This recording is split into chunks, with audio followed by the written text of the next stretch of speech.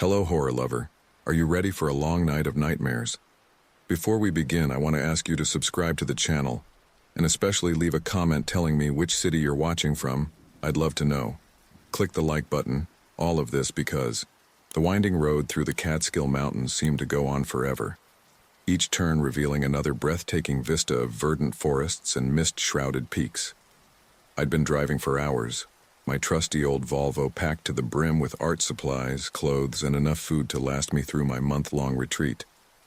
As an artist seeking inspiration and solitude, I couldn't have picked a more perfect location. As I rounded yet another bend, a wooden sign appeared. Whispering Pines Retreat, next right. My shoulders relaxed, tension I didn't even realize I'd been holding finally easing. I was almost there.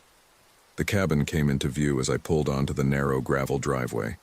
It was everything the website had promised. A charming rustic structure nestled among towering pines, with a wraparound porch and large windows that I knew would flood the interior with natural light. Perfect for painting. I shut off the engine and sat for a moment, taking it all in. The only sounds were the gentle rustle of leaves in the breeze and the occasional chirp of a bird. No traffic, no sirens, no constant hum of city life. Just peace. Well, Olivia, I said to myself, this is it. A whole month of uninterrupted creativity. I climbed out of the car, stretching my stiff muscles, and breathed in deeply. The air was crisp and clean, filled with the scent of pine and something else. Something I couldn't quite place. It was almost metallic, like the air before a storm. Shrugging off the odd sensation, I began the process of unloading the car. Trip after trip, I carried my belongings into the cabin. With each journey, I felt a strange tingling at the base of my skull, as if someone were watching me. But every time I turned to look, there was nothing but the silent forest. Inside, the cabin was even more charming than I'd hoped. A large, open living area with a stone fireplace dominated the space, with a small but well-equipped kitchen off to one side. A narrow staircase led to a loft bedroom, and a door near the back opened to reveal a cozy studio space, perfect for painting. I saved unpacking my art supplies for last, wanting to savor the moment. As I carefully arranged my easel, paints, and brushes, that tingling sensation at the base of my skull intensified. "Get it together, Olivia," I muttered, rubbing the back of my neck. "You're just not used to the quiet. That's all it is." But even as I said the words, I knew they weren't true. Something felt off, like the world had shifted ever so slightly on its axis. Once everything was unpacked and arranged to my satisfaction, I decided to explore the surrounding area. The retreat's website had mentioned hiking trails and a small lake nearby, and I was eager to scout for potential painting locations. I grabbed a bottle of water and my sketch pad, then headed out onto the porch. The tingling sensation grew stronger as I descended the steps, and I found myself drawn in a particular direction, as if an invisible thread were pulling me through the woods. The forest was dense, sunlight filtering through the canopy in dappled patterns that danced across the forest floor. I walked for what felt like hours, though my watch insisted it had only been 20 minutes. The pull grew stronger with each step, and the tingling had spread from the base of my skull down my spine. Suddenly, the trees thinned, and I found myself on the shore of a small, perfectly circular lake. The water was so still, it looked like glass reflecting the surrounding trees and sky with mirror-like perfection. Not a single ripple marred its surface. "Wow," I breathed, taking a step closer. "This is incredible." As if in response to my voice, a breeze rustled through the trees, sending a shiver down my spine. The tingling sensation exploded into pins and needles all over my body, and I gasped, stumbling forward. My feet carried me to the water's edge before I could stop myself. I stood there, heart pounding, staring at my reflection in the impossibly still water. For a moment, everything was normal. I saw myself as I always had: olive skin, dark curly hair, brown eyes wide with a mix of wonder and apprehension. Then, in the blink of an eye, everything changed. The face staring back at me from the water was no longer my own. The features were similar, but subtly wrong. The nose a bit sharper, the cheekbones higher, the eyes a startling green instead of brown. And the expression? While my own face was a mask of shock and fear, the reflection wore a slow, knowing smile. I stumbled backward, my heart racing. What the hell? I gasped, blinking rapidly and shaking my head. When I looked again, my own terrified face stared back at me from the water's surface. I'm losing my mind, I muttered, running a trembling hand through my hair. It's the altitude or the long drive or something. I didn't really see that. But even as I tried to rationalize what had happened, I knew deep down that it had been real. That face in the water, so similar yet so different from my own, had been no hallucination. I turned to leave, to run back to the safety of the cabin, but found I couldn't move. My feet felt rooted to the spot, and when I looked down, I saw with horror that tendrils of mist were creeping up from the lake, wrapping around my ankles. Panic set in. I tried to scream, but no sound came out. The mist continued to rise, enveloping me in its cold embrace. As it reached my face, I heard a voice, my voice, but not quite, whisper in my ear. "Welcome home, Olivia. We've been waiting for you." With a gasp, I wrenched myself free of the mist and ran. I crashed through the underbrush, branches whipping at my face and arms, but I didn't slow down. I ran until my lungs burned and my legs threatened to give out, not daring to look back.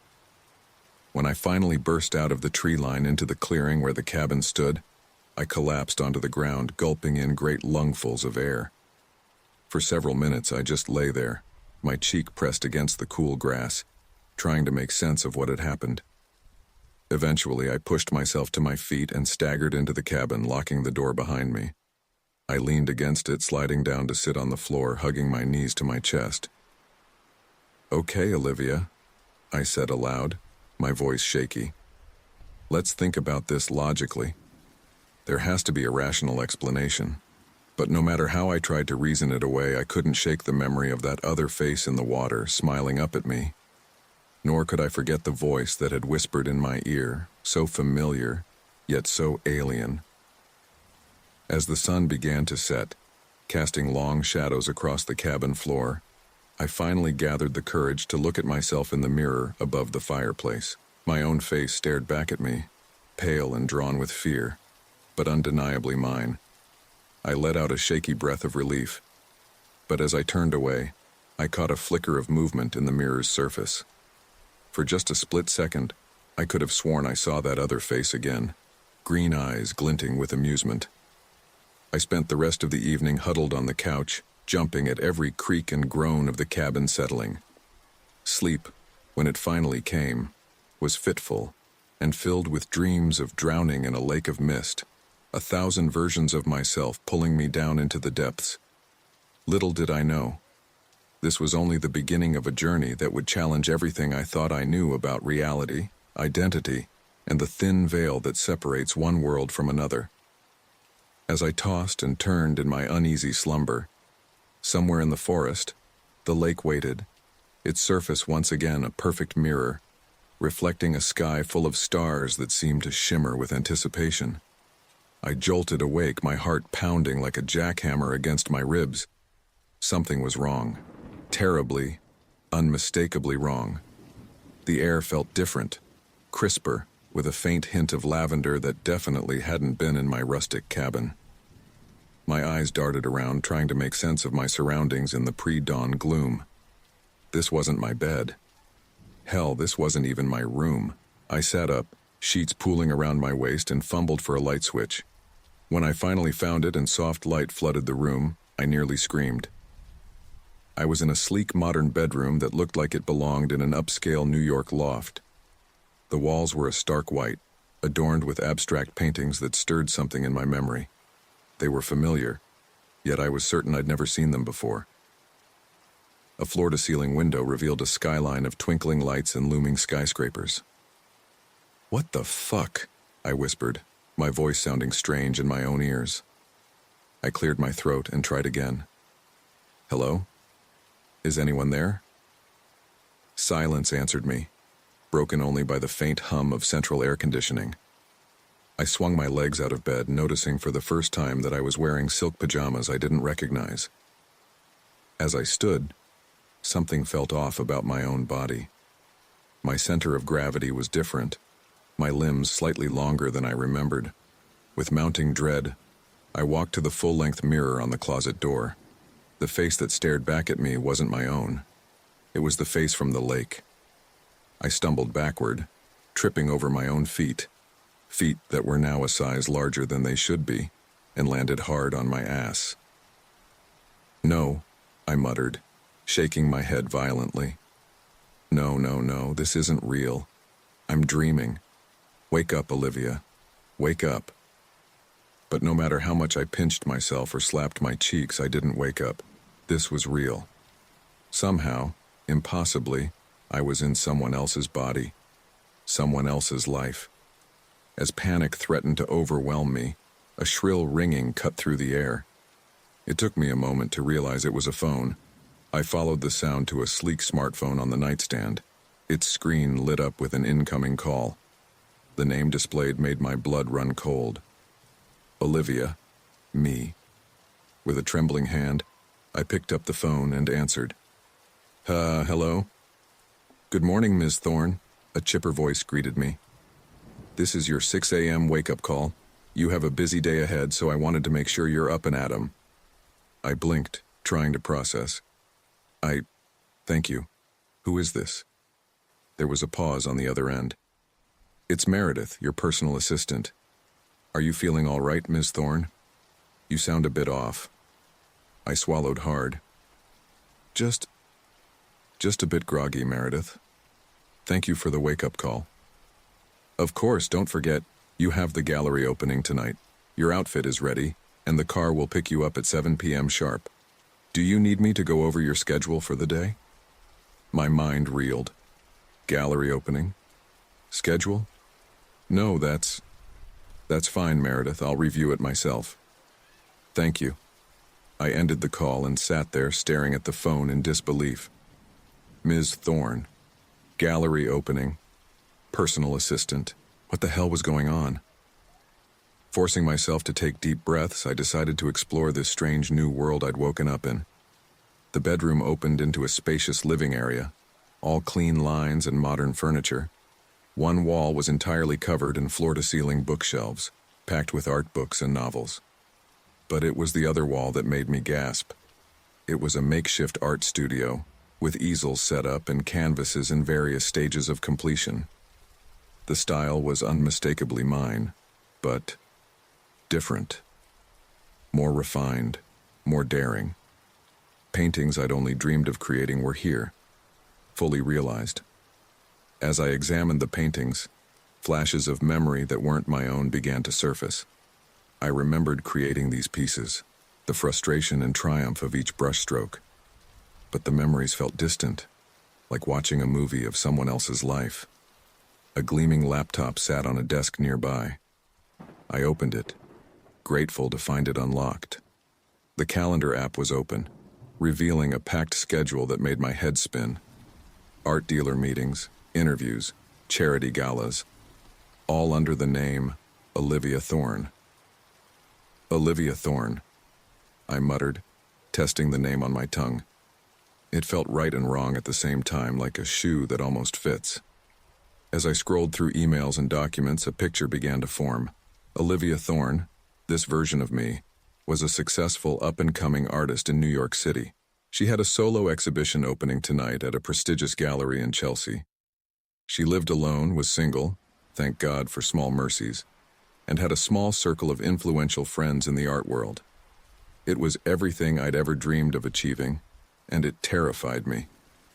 I spent the next hour going through drawers and closets, trying to piece together this life I'd suddenly found myself living. Expensive clothes, a passport full of stamps from exotic locations, a bathroom cabinet filled with high-end skincare products I couldn't even pronounce. As I stared at our reflection in the bathroom mirror, I noticed subtle differences. This face was mine, but refined. Cheekbones a touch higher, nose a bit more delicate, the eyes those startling green eyes that had smiled at me from the lake, now looked back at me with a mix of fear and wonder. "Who are you?" I whispered to the reflection. "What have you done with me?" The reflection, of course, didn't answer, but as I gazed into those green eyes, I felt a strange doubling of consciousness. Memories that weren't mine bubbled to the surface. Childhood in a posh Upper East Side apartment, art classes at exclusive summer camps, the thrill of my first gallery show. I gripped the edge of the sink, suddenly dizzy. "Stop it," I hissed. "Get out of my head." The flood of memories subsided, leaving me gasping. I splashed cold water on my face, trying to shock myself back to reality, whatever reality was now. A chime from the bedroom startled me. Another message on the phone. "Car arriving in 30 minutes for your breakfast meeting with Marcel. Don't forget the portfolio." Marcel. The name triggered another cascade of not quite my memories. Marcel Durand, prominent art dealer. This meeting could make or break Olivia Thorne's career. "Fuck," I muttered, running a hand through my hair, longer and silkier than I was used to. What am I supposed to do? Part of me wanted to call Meredith, cancel everything, and hide in this apartment until I figured out what the hell was going on.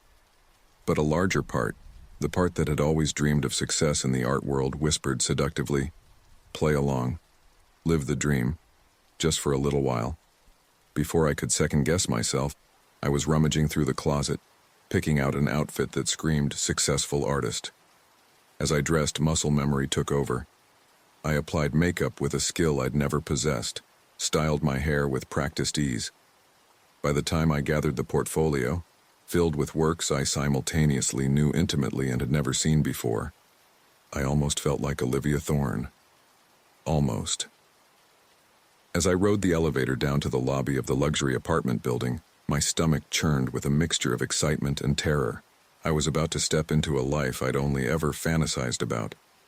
But with each passing moment I could feel my grip on my true self, the small-town artist who had gone to the Catskills for inspiration, slipping away. Just before the elevator doors opened, I caught a glimpse of myself in the mirrored wall. For a split second I saw my old self, brown eyes wide with fear, superimposed over this new, polished version. "I'll figure this out," I promised my reflection. "I'll find a way back, but for now..." The doors slid open, revealing a bustling New York morning. I took a deep breath, straightened my shoulders, and stepped out into Olivia Thorne's world. As I walked through the lobby, the doorman tipped his hat. "Good morning, Ms. Thorne. Car's waiting for you." I nodded, managing a smile that I hoped looked confident. "Thank you." With each step toward the waiting town car, I felt myself slipping further into this new role. By the time I slid into the back seat, Olivia Crane, the real Olivia, felt like a distant dream. "Where to, Ms. Thorne?" the driver asked. I heard myself answer in a voice that was mine but not mine, confident and assured. "The usual place, James. I have a breakfast meeting with Marcel." As the car pulled away from the curb and into the Manhattan traffic, I gazed out the window at the city I now called home. Somewhere, in another world, there was a quiet cabin in the Catskills and a mysterious lake. But here in this reality, there were paintings to be sold, deals to be made, and a life of art and luxury to be lived. I just hoped I could find my way back before I forgot who I really was. The transition was jarring, like being yanked backwards through a tunnel of fractured light and disjointed sound. One moment, I was sipping overpriced coffee in a trendy New York cafe, listening to Marcel Durand wax poetic about my latest collection. The next, I was sprawled on a cold, damp forest floor, the taste of earth and pine needles in my mouth. I sat up, spitting and sputtering, my head spinning like I'd just stepped off the tilt-a-whirl at the county fair. The peaceful sounds of the forest surrounded me, chirping birds, rustling leaves, the distant gurgle of running water. But to me, it was anything but peaceful. It was a nightmare. "No," I groaned, looking down at my paint-stained hands, my real hands. No, no, no, not again. I was back in my own body, back in the Catskills, back at the beginning of this whole mess. The universe, it seemed, had a sick sense of humor. Stumbling to my feet, I tried to orient myself. The trees all looked the same, an endless sea of green and brown. But there, through a gap in the foliage, I caught a glimpse of something that made my blood run cold. The cabin. I approached it cautiously, half expecting it to disappear like a mirage. But it remained stubbornly real, just as I'd left it. How long ago? Days? Hours? I had no way of knowing. The door creaked open at my touch, revealing the rustic interior exactly as I remembered it. My art supplies were still scattered about, the half-unpacked suitcase still lying open on the bed. "Hello?" I called out, not sure if I was hoping for an answer or dreading one. "Is anyone here?" Silence was my only reply. I sank onto the worn sofa, my mind reeling. Had it all been a dream? The lake, the other face, the life in New York. Had I imagined it all? But no. It had been too real, too detailed to be a simple dream. I could still feel the weight of the portfolio in my hands, still taste the overpriced avocado toast from that morning's breakfast meeting. It had happened. Somehow, impossibly, it had all happened. A glint of light caught my eye, drawing my attention to the small table by the window. There, where I was certain nothing had been before, sat an easel with a blank canvas. My feet carried me to it before I could think better of it. The canvas seemed to shimmer in the late afternoon light filtering through the window. Without conscious thought, I found myself reaching for my paints and brushes. "What are you doing, Olivia?" I muttered to myself. "This is crazy. You should be trying to figure out what's going on, not painting." But my hands had a mind of their own. Colors mixed on my palette. Colors I'd never used before, never even seen before. My brush danced across the canvas with a surety I'd never possessed. Hours passed in what felt like minutes. The light outside faded from gold to deep blue, then to inky black. I painted by the glow of a single lamp, my world narrowed to the canvas before me and the images flowing from my brush. When I finally stepped back, the finished piece nearly stopped my heart. It was the New York skyline viewed from the window of that sleek apartment. But it was wrong. The buildings twisted and warped, merging with trees and mountains. In the foreground, a figure stood with its back to the viewer, a figure with my build, my hair, but when it turned, the face was mine, but not mine. It was her, the other Olivia, and she was smiling that knowing smile I'd seen in the lake. "Jesus Christ," I breathed, stumbling backward. My elbow caught the edge of the table, sending my water glass crashing to the floor. But it wasn't the sound of breaking glass that filled the cabin. It was the tinkling of champagne flutes and polite laughter. I blinked, and suddenly I was no longer in the cabin. I was standing in a brightly lit gallery surrounded by New York's artistic elite. In my hand was a glass of champagne, not a paintbrush. "And here she is, the woman of the hour," a voice boomed. I turned to see Marcel approaching, his arms spread wide. "Olivia, darling, you've outdone yourself. This collection is going to set the art world on fire." I opened my mouth, but no words came out. My eyes darted around the room, taking in the paintings on the walls. My paintings, but not my paintings. They were the work of the other Olivia, the successful New York artist. Thank you, Marcel," I finally managed, my voice sounding strange in my ears. "I'm glad you like them." "Like them? My dear, I adore them, as does everyone else here. You've already sold 3 pieces and the night is young." I nodded, trying to smile, trying to play the part of the successful artist at her gallery opening. But inside I was screaming. What was happening to me? How was I jumping between these 2 lives, these 2 realities? And more importantly, how could I make it stop? As I circulated through the gallery, making small talk and accepting congratulations, I caught glimpses of myself in the mirrors and polished surfaces around the room. Each time, I expected to see my real face, plain, ordinary Olivia from small town nowhere.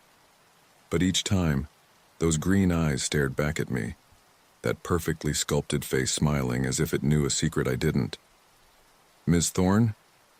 A soft voice interrupted my thoughts. I turned to see a young woman, barely out of her teens, looking at me with wide-eyed admiration. I just wanted to say, your work is incredible. The way you capture the intersection of realities, the blurring of dimensions, it's like you've seen another world. I almost laughed. If only she knew. Thank you, I said instead, forcing a smile. I'm glad it speaks to you. Oh, it does, she gushed. Especially that centerpiece, the one with the cabin in the woods and the figure by the lake. It's haunting, like looking through a window into another life. My blood ran cold. I'm sorry, which piece are you referring to? She pointed, and I followed her gesture to the far wall of the gallery. There, dominating the space, was a massive canvas I was certain I'd never painted. It showed a small cabin in a clearing, surrounded by towering pines. In the foreground was a lake, its surface mirror smooth. And there, at the water's edge, stood a figure with its back to the viewer. My figure. As I stared, transfixed, the painted figure began to turn. Slowly, so slowly, it rotated to face the viewer. I knew what I would see before it fully turned. My face, my real face, looking out from the canvas with an expression of abject terror. The champagne flute slipped from my nerveless fingers, shattering on the polished gallery floor, but I barely heard it over the roaring in my ears. Ms. Thorne?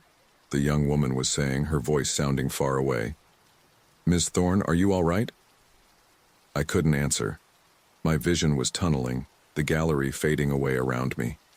The last thing I saw before darkness claimed me was my own face in the painting, its mouth open in a silent scream. When I opened my eyes again, I was back in the cabin, sprawled on the floor next to the broken water glass. The painting on the easel loomed over me, but now it showed only the twisted New York skyline. The figure was gone. I scrambled to my feet, my heart pounding. What's happening to me? I whispered to the empty room. As if in answer, a cool breeze blew through the open window, carrying with it the faint sound of lapping water. The lake was calling, and deep down, I knew I had no choice but to answer. With shaking hands, I grabbed a flashlight and headed for the door. Whatever answers I sought, I was certain I'd find them at the water's edge. As I stepped out into the night, the breeze picked up, whispering through the trees. It sounded almost like laughter. The glow of the laptop screen cast an eerie blue light across my face as I hunched over it, my eyes burning from hours of intense research. Empty coffee mugs littered the desk, testament to my desperate attempts to stay awake and alert. Outside, the forest pressed close to the cabin windows, its darkness seeming to seep into the room despite the lamps I'd lit. Doppelgangers, I muttered, scrolling through yet another website filled with folklore and pseudoscience. Parallel dimensions. Christ, I sound like a lunatic. But I knew I wasn't crazy. The switching between worlds had happened again, twice more since that first terrifying experience. Each time, I found myself living Olivia Thorne's glamorous life in New York for a day or two before snapping back to this reality, to my own body in this secluded cabin. The transitions were getting smoother, but no less disturbing. A sharp ping from my email inbox made me jump. With trembling fingers, I clicked on the new message. The sender was unknown, the subject line blank. The message contained only one line. The lake hungers. Be careful where you cast your reflection. What the hell? I whispered, feeling the hairs on the back of my neck stand up. I hit reply, my fingers flying across the keyboard. Who are you? What do you know about the lake? I sent the message, then waited, holding my breath.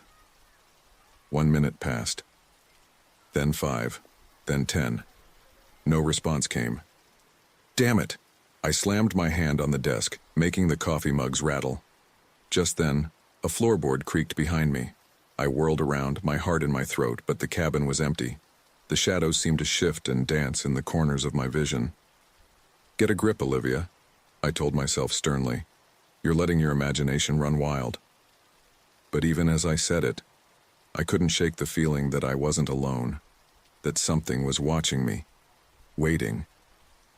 I turned back to the laptop, determined to find some answers, but as I reached for the keyboard, my hand bumped against something that hadn't been there before, a small, leather-bound journal.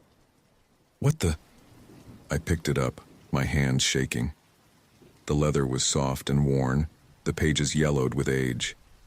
I was certain I'd never seen this book before, yet it felt familiar in my grasp. I opened it and my breath caught in my throat. The pages were filled with frantic scribblings, diagrams, and sketches, and the handwriting, it was mine. But I had no memory of writing any of this. I began to read, my eyes widening with each passage.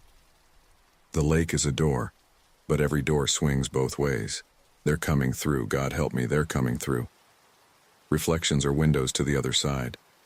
Don't look too long, or they'll see you looking back. I'm losing time, losing myself. Which Olivia am I today? Tomorrow? Are we all just reflections of reflections echoing into infinity? The entries became more disjointed, more paranoid as they went on. Sketches of the lake filled entire pages, the water's surface alive with faces that were almost but not quite human. My hands were shaking so badly I could barely turn the pages. The last entry, scrawled in large, desperate letters, read, "The lake must be fed. A life for a life. A soul for a soul. I'm sorry." I slammed the journal shut, my breath coming in short, sharp gasps. "This isn't real," I said aloud, trying to convince myself. "I didn't write this. I couldn't have." But deep down, I knew it was my handwriting, my thoughts. Perhaps from another version of me, one who had been trapped in this nightmarish situation for far longer. A sudden gust of wind rattled the cabin windows, making me jump. And then, cutting through the silence, I heard it, whispers coming from outside. From the direction of the lake, against every instinct screaming at me to stay put, to hide, I found myself moving towards the door. My hand reached for the knob of its own accord. "Don't do it," I whispered to myself. "Don't go out there." But it was as if my body was no longer under my control. I opened the door and stepped out into the night. The forest was alive with shadows, the trees seeming to shift and move in the periphery of my vision. The whispers grew louder as I walked, my feet finding the path to the lake without conscious thought.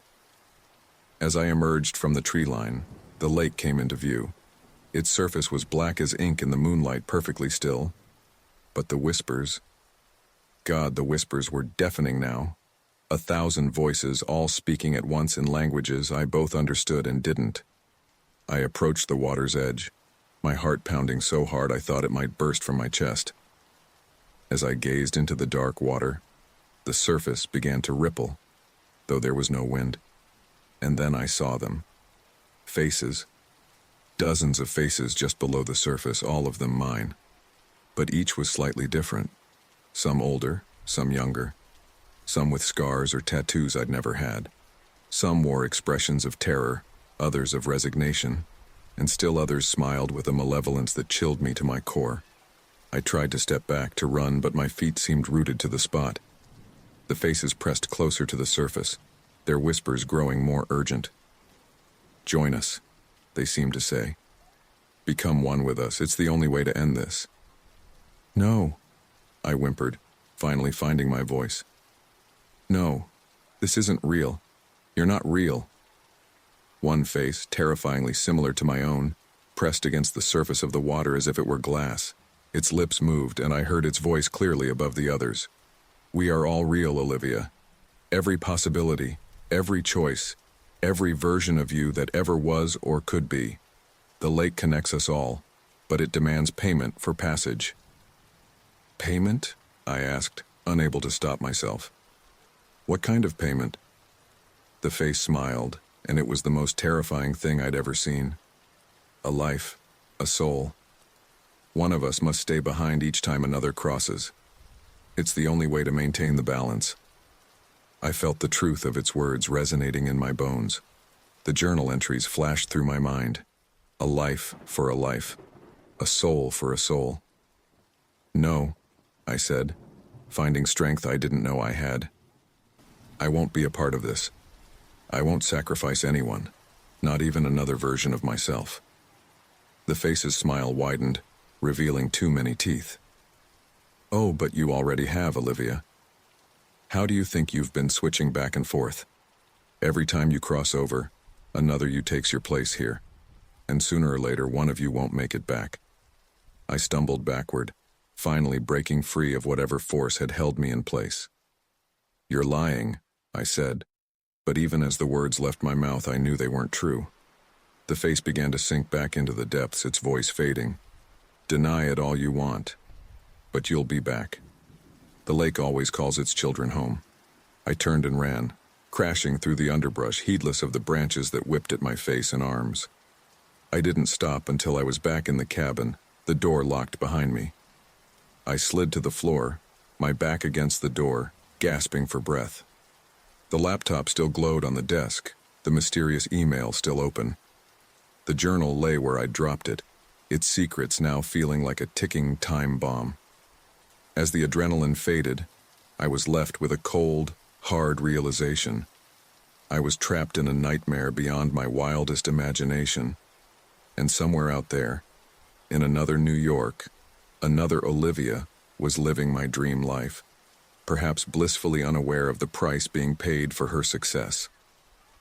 I crawled to the desk and picked up the journal with trembling hands. There had to be answers in here, some way to break this cycle. As I opened it again, steeling myself for what I might find, a slip of paper fell out. A photograph. It showed me, or rather, another version of me, standing by the lake. But my eyes in the photo were black as coal, and my smile was one of triumphant malice. Scrawled on the back in my own handwriting were the words, "The lake's champion. God help us all." I let the photo fall from my numb fingers, a scream building in my throat. What had I gotten myself into? And more importantly, how the hell was I going to get out? As if in answer, the laptop pinged again. Another email from the same unknown sender. Time is running out. Find the truth in the art. Your brush is the key. I stared at the cryptic message, my mind racing. The art. My paintings. Of course. They had always been my way of processing the world, of expressing the inexpressible. With shaking hands, I reached for my sketchpad and pencils. If art was the key, then by God I would paint my way out of this nightmare, or die trying. As I put pencil to paper, the whispers from the lake seemed to echo in my mind, but this time I was ready to fight back, one brush stroke at a time. The harsh light of dawn filtered through the cabin windows, finding me slumped over my easel, pencil still clutched in my hand. I jerked awake, momentarily disoriented. For a blissful second I thought it had all been a nightmare. Then I saw the drawings. Scattered around me were dozens of sketches, faces emerging from rippling water, twisted reflections of myself, and always that damned lake. In the cold light of day, they seemed even more terrifying than they had in the frenzied hours of the night. I rubbed my eyes, trying to shake off the fog of exhaustion. As I did, I felt something crinkle in my hand. Frowning, I opened my fist to find a crumpled piece of paper I didn't remember holding. With trembling fingers, I smoothed it out. My breath caught in my throat as I realized where we were. "This is it," I whispered. "This is where it all happened." The clearing was unrecognizable from my memories of that fateful night. The ancient tree that had been the source of the keeper's power was gone, leaving behind a massive blackened stump. The ground was torn and churned as if by some cataclysmic event, with deep fissures radiating out from the center like spokes on a wheel. But what drew my attention, what made my heart race with a mixture of fear and disbelief, was what stood in the center of the clearing. A sapling, no more than a few feet tall, with leaves of the deepest, most unnatural green I had ever seen. It pulsed with a faint, sickly light, casting writhing shadows across the scarred earth. "Jake," Emily's voice was barely audible. "What is that?" Before I could answer, a sound cut through the unnatural silence of the clearing. A whisper, so faint I thought I might have imagined it. But then it came again, louder this time. "Jake, welcome back." I spun around, searching for the source of the voice. "Who's there?" I called out, my own voice sounding thin and weak in the oppressive atmosphere. The whisper came again, seeming to come from everywhere and nowhere at once. "You know who we are, Jake. You've always known." Emily pressed close to my side, her eyes wide with fear. An urge to go to the lake, to gaze into its depths. I gritted my teeth, fighting against it. "No," I said aloud, my voice echoing in the empty cabin. "I won't go. You can't make me." The tugging intensified, becoming almost painful. I doubled over, gasping. "Fuck you," I snarled at the unseen force. "I won't be your puppet." Suddenly, the pain ceased, but in its place came a wave of dizziness so intense I thought I might pass out. The room spun around me, and for a moment, I saw double, the cabin overlaid with a sleek New York apartment.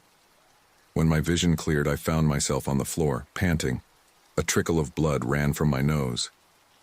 "Resist and suffer," I whispered, remembering the second rule. "Message received, you bastards." I pushed myself up, my legs shaky. I needed to understand more. I needed to communicate with, well, myself. I grabbed a fresh sheet of paper and a pen, then hesitated. What could I possibly say that would make sense? How do you write a letter to another version of yourself? After a moment's thought, I began to write. "To the other Olivia, or Olivias, I don't know if you'll get this, or if you'll even believe it if you do. But we're in trouble. Big trouble. There's something wrong with the lake. It's connecting us somehow, switching us between realities. If you're experiencing the same thing, please. We need to work together. Leave messages. Share what you know. Maybe together we can figure this out. And whatever you do, be careful around reflective surfaces, especially at midnight. Olivia, the cabin one." I folded the note and, on impulse, tucked it into the frame of the bathroom mirror. It felt right somehow, like leaving a message in a bottle. As I turned away, I caught movement in the mirror from the corner of my eye. I whirled back, but saw only my own startled reflection. "Paranoid much?" I muttered to myself, but I couldn't shake the feeling of being watched. The rest of the day passed in a blur of frantic research and more drawing. I couldn't stop myself. It was like the pencil had a mind of its own, sketching out scene after scene of the lake and its horrors. As night fell, I found myself growing more and more anxious. The tugging sensation returned, stronger than ever. I glanced at the clock. 11:45 p.m. "Oh no," I said, my mouth dry. "No, no, no." I tried to distract myself. I turned on every light in the cabin, blasted music from my phone, even started doing jumping jacks, anything to keep my mind off the lake. But as the clock ticked closer to midnight, the pull became irresistible. My feet moved of their own accord, carrying me to the door. "Stop," I pleaded with myself. "Don't do this." But it was no use. At exactly midnight, I found myself standing at the edge of the lake, its black surface mirror smooth in the moonlight. "Okay," I said, my voice shaking. "I'm here. What do you want?" The surface of the lake began to ripple and faces appeared. Dozens of them, all versions of me. They spoke in unison, their voices echoing in my head rather than my ears. "Choose," they said. "Choose who stays and who goes." I stumbled back, horrified. "What? No. I won't choose anyone to be trapped here." The faces pressed closer to the surface, their expressions pleading, angry, terrified. "You must," they insisted. "It's the only way to maintain balance, a life for a life." I shook my head violently. "No, there has to be another way." One face, older and sadder than the others, spoke alone. "There isn't, Olivia.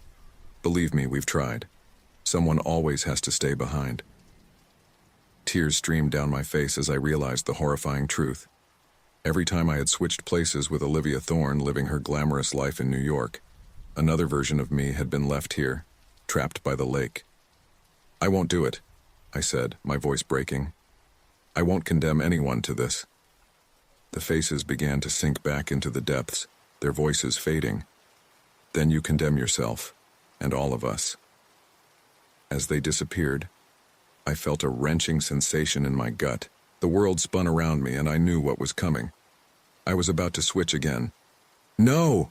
I screamed, fighting against the transition with every fiber of my being. I won't go.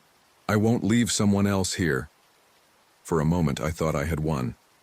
The spinning slowed, the wrenching eased, but then, with a final violent lurch, everything went black. I woke up gasping, tangled in silk sheets. The New York skyline glittered outside floor-to-ceiling windows. I was back in Olivia Thorne's body in her luxurious apartment. No, I whispered, tears streaming down my face. No, please, send me back. But I knew it was useless. Somewhere, back at that cabin by the lake, another version of me was waking up, confused and terrified. And the cycle would continue.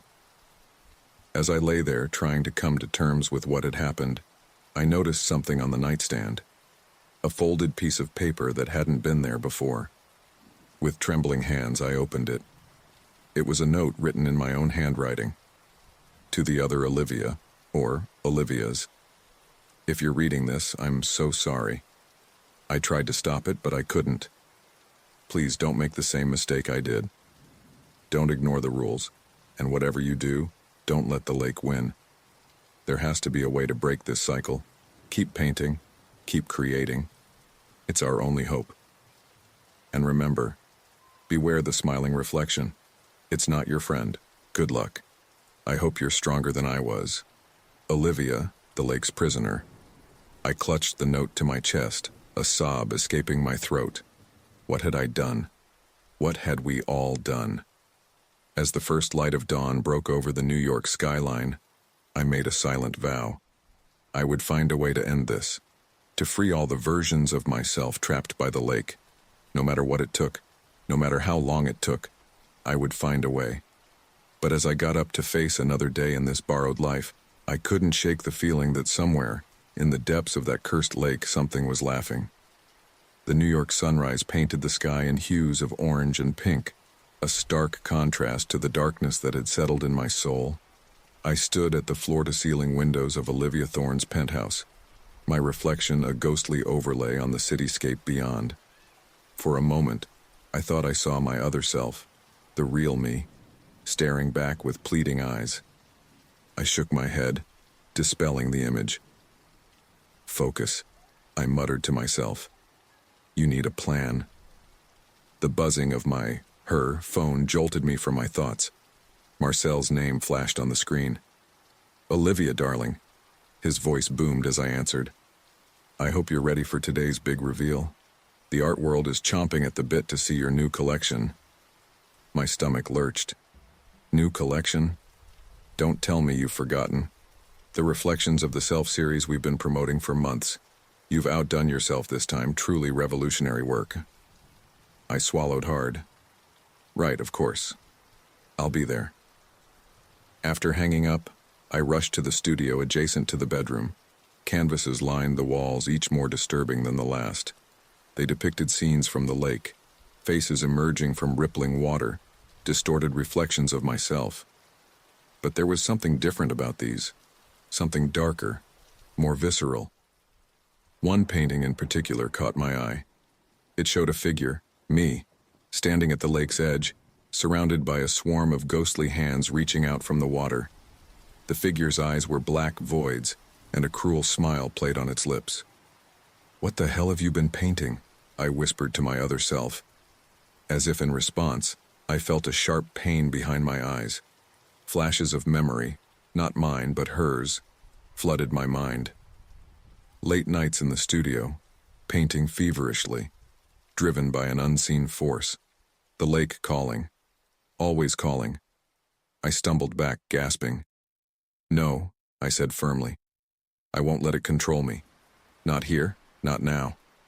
With trembling hands, I began to gather the paintings. There was no way I could let the public see these. They were too raw, too real, too dangerous. Just then there was a knock at the door. "Ms. Thorne," a muffled voice called. "Your car is ready."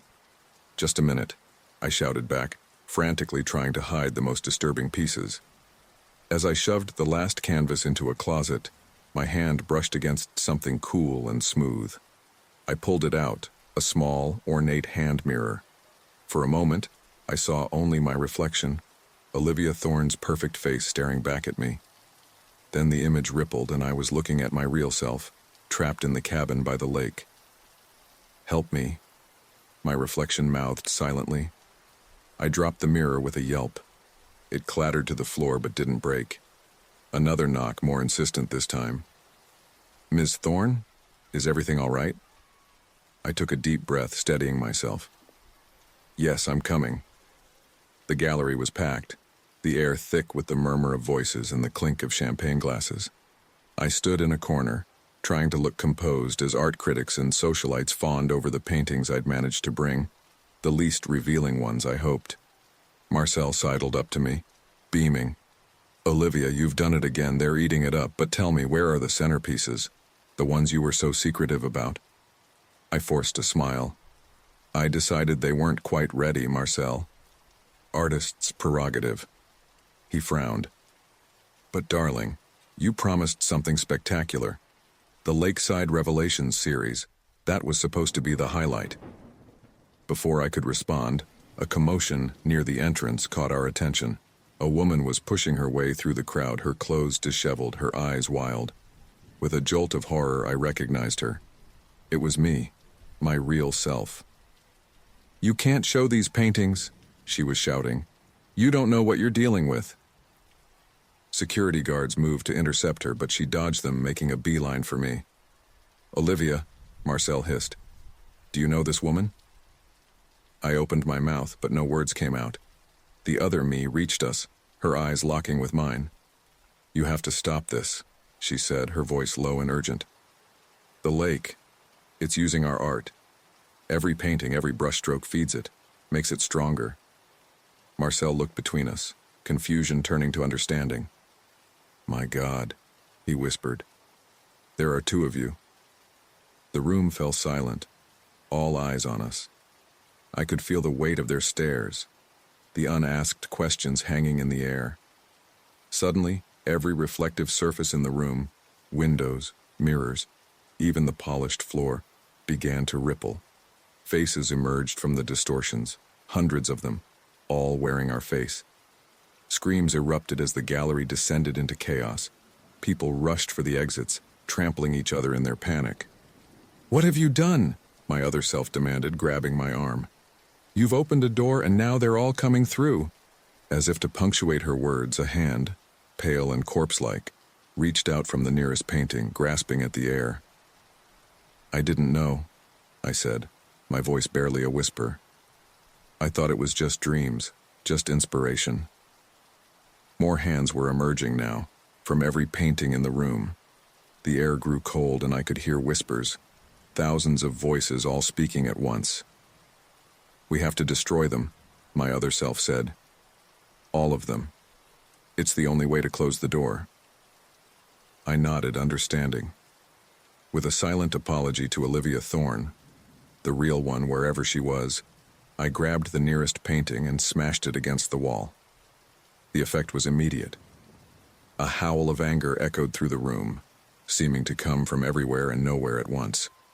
"Keep going," my other self shouted, already moving to the next piece. We worked feverishly, tearing down paintings and smashing frames.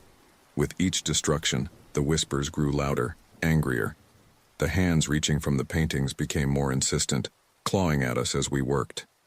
Marcel and a few brave souls who hadn't fled joined us, though they clearly didn't understand what was happening. "My God, Olivia," Marcel kept saying. "What have you gotten yourself into?"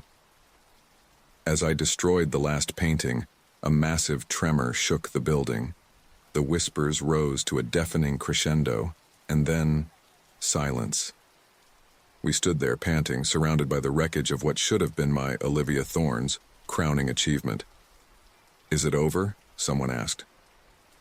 Before I could answer, I felt that familiar wrenching sensation in my gut. The world began to spin. "No," I gasped. "Not again. Not now." My other self grabbed my hand. "Listen to me," she said urgently. "Find the source, the original painting. It all started with one piece. Find it and destroy it." The room was fading, blurring around the edges. The last thing I saw was my other self's face, desperate and pleading. Then darkness took me, and I was falling. Falling. I woke up gasping, once again tangled in the sheets of the cabin bed. The forest pressed close outside, the lake a dark presence just beyond the trees. But something was different this time. As I stumbled to the window, I saw it. A faint glow coming from the direction of the water. Without thinking, I grabbed a flashlight and headed out into the night. The forest was alive with whispers, branches reaching for me like grasping hands.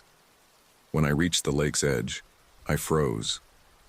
There, floating on the surface, was a canvas. The painting on it shifted and changed as I watched, showing scenes from both my lives and countless others. As I stared, transfixed, I realized the horrible truth. This was the source, the original painting, the one that had started it all. With a cry of determination, I waded into the frigid water. Whatever happened next, I knew one thing for certain. This ended tonight. The icy water of the lake clawed at my legs as I waded deeper, my eyes fixed on the floating canvas. Its surface rippled and changed, showing flashes of lives I'd lived and lives I'd never known. My teeth chattered, but whether from cold or fear, I couldn't tell. "Come on," I muttered, stretching out my arm. "Just a little further." My fingers brushed the edge of the canvas and a jolt of electricity shot through me. I gasped, nearly losing my footing on the slippery lake bottom. "Oh, no, you don't," a voice said from behind me. My voice, but not quite. I whirled around, water splashing. There, standing on the shore, was Olivia Thorne, the New York artist version of myself. But her eyes were black as coal and her smile was all wrong. "You," I breathed, my heart pounding. "You're the one from the photograph, the lake's champion." She laughed, the sound echoing unnaturally across the water. "Smart girl, but then, I am you, or rather, what you could become." I gritted my teeth, my hand still on the canvas. "I'll never become you." "Oh, but you will," she said, stepping into the water. It didn't seem to touch her, rippling around her feet as if afraid. We all do, eventually. The lake offers such power, such vision. How can you resist? As she spoke, I felt a pull from the canvas. Images flashed across its surface faster now. Fame, fortune, artistic brilliance beyond my wildest dreams. I saw myself accepting awards, unveiling masterpieces, changing the art world forever. "It's seductive, isn't it?" the other Olivia purred. "All that talent, all that recognition, everything you've ever wanted." For a moment, I wavered. The promise of that life, of finally achieving my dreams, was almost overwhelming. Then I remembered the faces in the lake, the trapped souls, the endless cycle of suffering. "No," I said, my voice stronger now. "It's not worth the cost." The other Olivia's face twisted in anger. "You fool! Do you think you have a choice? The lake chose us. It will have what it wants one way or another." She lunged forward, inhumanly fast, her hands reaching for the canvas. I yanked it away, nearly losing my balance. "Give it to me," she snarled, all pretense of humanity gone. Her face shifted, showing glimpses of something ancient and terrible beneath. We grappled in the water, fighting for control of the canvas. Every time my skin touched its surface, I saw more visions. Not just of success now, but of cosmic horrors, of realities beyond human comprehension. "Stop fighting it," the other Olivia hissed. "Embrace the lake's gift. Become what you were meant to be." Her fingers dug into my arm, drawing blood. The pain cleared my head, cutting through the canvas's hypnotic effect. "I know what I'm meant to be," I growled. "And it's not this." With a surge of strength, I tore the canvas from her grasp. Before she could react, I plunged it underwater, holding it down. The effect was immediate and terrifying. The lake began to boil, steam rising in great clouds.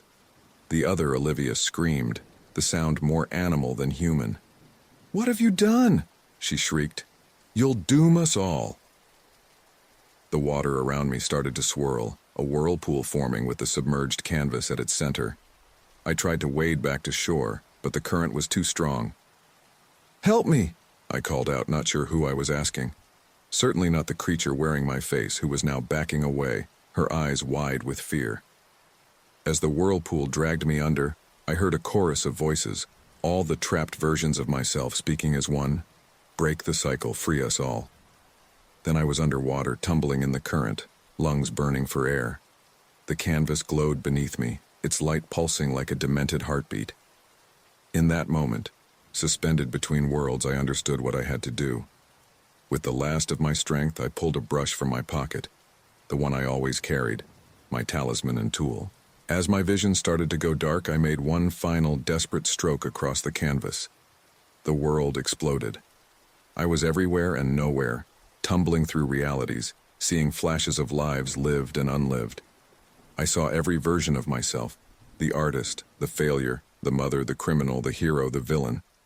I saw the lake as it truly was, not just a body of water, but a nexus of possibilities, a place where realities bled into one another. And I saw how to end it. With each flash of reality, I made a choice, not for power, not for success, but for freedom, for an end to the cycle. I don't know how long I floated in that state of cosmic awareness. It could have been seconds or centuries, but eventually, slowly, I felt myself coalescing, becoming solid again. I opened my eyes with a gasp, sucking in air like I'd never breathe again. I was lying on the shore of the lake, soaking wet and shivering. But something was different. The oppressive feeling, the constant pull of the lake was gone. I sat up, looking around wildly. The other Olivia was nowhere to be seen. The lake's surface was calm, reflecting the night sky like a perfect mirror. "Hello?" I called out, my voice hoarse. "Is anyone there?" Silence answered me. But it wasn't the eerie, watching silence of before. It was just quiet. I staggered to my feet, my legs wobbly. As I turned toward the cabin, I froze. There, lined up along the shore, were easels, dozens of them, each holding a canvas. And on each canvas was a portrait of me, of all the different versions of me I'd seen in my vision. I approached them cautiously, half expecting them to come to life. But they remained still, just paint on canvas. As I examined them, I realized something. Each portrait showed a version of me, yes, but they were all slightly unfinished. A blank spot here, a sketched outline there, as if waiting for the final strokes. "It's up to you now," a voice said behind me. I whirled around to see myself, but not the corrupted version from before. This was me as I could be, older and wiser, with eyes that held both sadness and hope. "What do you mean?" I asked. She smiled gently. "You broke the cycle, Olivia. You freed us. But freedom means choice, and now you have to choose." I looked back at the portraits, understanding dawning. These are all the lives I could live. She nodded. "Any of them, all of them, none of them. It's your choice now, your brush to wield." I turned back, 1,000 questions on my lips, but she was gone. I was alone on the shore with only the paintings and the quiet lake for company. I don't know how long I stood there, contemplating the infinite possibilities before me. The sun was rising by the time I made my decision. I picked up a brush, my brush, the one I'd used to break the cycle. With a deep breath, I approached the first canvas. "Time to start living," I said to myself, and began to paint. As the first streaks of color filled in the blanks, I felt a profound sense of peace wash over me. The lake had no power over me now. My life, all my lives, were my own to create. I worked through the day, moving from canvas to canvas, filling in the details of 1,000 possible futures. Some I completed, some I left tantalizingly unfinished. A reminder that life is always a work in progress. As I put the final touch on the last portrait, I felt a shift in the air. The paintings began to glow softly, then fade, absorbing into the world around me. I stood there, brush in hand, as reality settled into its new configuration. The lake was just a lake now, beautiful and serene. The cabin was just a cabin, a place to rest and create. And I was just Olivia, not trapped, not split, but whole. A painter ready to create my own masterpiece of a life. As the last light of day painted the sky in brilliant hues, I walked back to the cabin. There was a blank canvas waiting for me, and a whole world of possibilities to explore.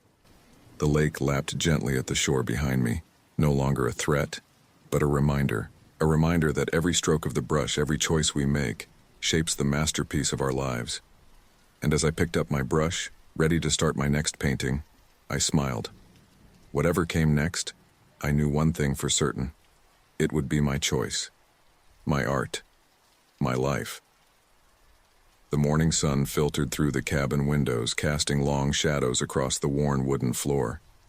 I sat at my easel, brush poised over a blank canvas, but my hand trembled with hesitation. It had been a week since I'd broken the cycle, since I'd faced down my corrupted self and shattered the painting that bound us all to the lake's will. A week of blissful normalcy, or so I'd thought. "Come on, Olivia," I muttered to myself. "It's just a painting. You've done this 1,000 times before." But as I touched brush to canvas, a chill ran down my spine. The white expanse before me seemed to ripple, like the surface of the lake on a windy day. I blinked hard, shaking my head to clear it. "No," I said firmly. "It's over. You're imagining things." A knock at the door made me jump, the brush clattering to the floor. I stared at the door, my heart racing. I wasn't expecting anyone. Out here, miles from the nearest town, I was never expecting anyone. The knock came again, more insistent this time. Swallowing hard, I approached the door. "Who's there?" I called out, my voice shakier than I'd like. "Olivia? It's Marcel. Please, I need to talk to you." I froze, my hand on the doorknob. "Marcel? Here? How was that possible?" Slowly, I opened the door. There he stood, the flamboyant art dealer looking comically out of place against the backdrop of the forest. But something was off. His eyes darted around nervously, and his usually immaculate suit was rumpled and stained. "Marcel?" I said. "What are you doing here? How did you even find this place?" He pushed past me into the cabin, his movements jerky and panicked. "It's happening again, Olivia. The paintings, they're changing, coming alive. People are disappearing into them, and others are coming out. The gallery is in chaos." I shut the door, leaning against it. "That's impossible. I broke the cycle. I destroyed the source painting." Marcel laughed, a high, hysterical sound. "Destroyed it? Oh, Olivia. You can't destroy it. You can only move it, change its form." He gestured wildly at my easel, at the blank canvas that suddenly seemed far more ominous. "It's here now, isn't it? Waiting to be painted again. Waiting for you to open the door." I shook my head vehemently. "No. You're wrong. It's over." But even as I said it, doubt crept in. The rippling canvas, the chill I'd felt. Was it really just my imagination? Marcel grabbed my shoulders, his eyes wild. "You have to finish it, Olivia. Complete the painting. It's the only way to control it, to close the doors that are opening all over the city." I pushed him away, anger flaring. "No, I won't be a part of this again. I won't trap more people in that thing's web." "You don't understand," Marcel pleaded. "It's not just about us anymore. The boundaries between realities are breaking down if we don't contain it." He was cut off by a sound that made my blood run cold. A splash. Coming from outside. Coming from the lake. We both turned to the window. There, at the edge of the water, stood a figure. No, not one figure. Many figures, overlapping, shifting in and out of focus, all with my face. "Oh God," I whispered. "They're here." Marcel's face went pale. "We're too late." The figures began to move towards the cabin, their movements jerky and unnatural. As they got closer, I could see the differences in them. One with short hair and a scar across her cheek, another older with streaks of gray, yet another with eyes that glowed an unnatural blue. "What do we do?" Marcel asked, his voice shaking. I looked around frantically, my eyes landing on my paints and brushes. An idea formed, desperate and possibly insane. "We fight art with art," I said, grabbing my supplies. "Help me move the easel outside." Marcel looked at me like I'd lost my mind, but he complied. We dragged the easel out onto the porch, the blank canvas gleaming in the sunlight. The figures were closer now. I could hear their voices, a cacophony of my own voice speaking in different tones, different languages. "Come home," they called. "Join us. Become whole." My hand shook as I picked up a brush. "I am whole," I muttered. "I am me." As the first figure reached the bottom of the porch steps, I began to paint. I didn't think, didn't plan. I let the brush move of its own accord, colors swirling and blending on the canvas. The air around us began to shimmer, reality bending like a reflection in a funhouse mirror. Marcel clutched the porch railing, his knuckles white. "Olivia," he gasped. "What's happening?" I couldn't answer. All my focus was on the painting. As I worked, I began to see them. Not just the versions of me approaching the cabin, but all of them. Every Olivia that had ever been or could be, stretched out across infinite realities. And I painted them all. Every joy, every sorrow, every triumph and failure. The canvas seemed to expand, becoming a window into a vast multiverse of possibilities.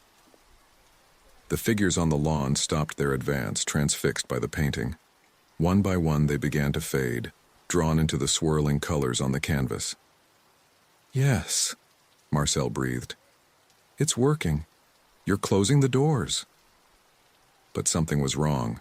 As I painted, I could feel myself being pulled in as well. The brush moved faster, my hand a blur.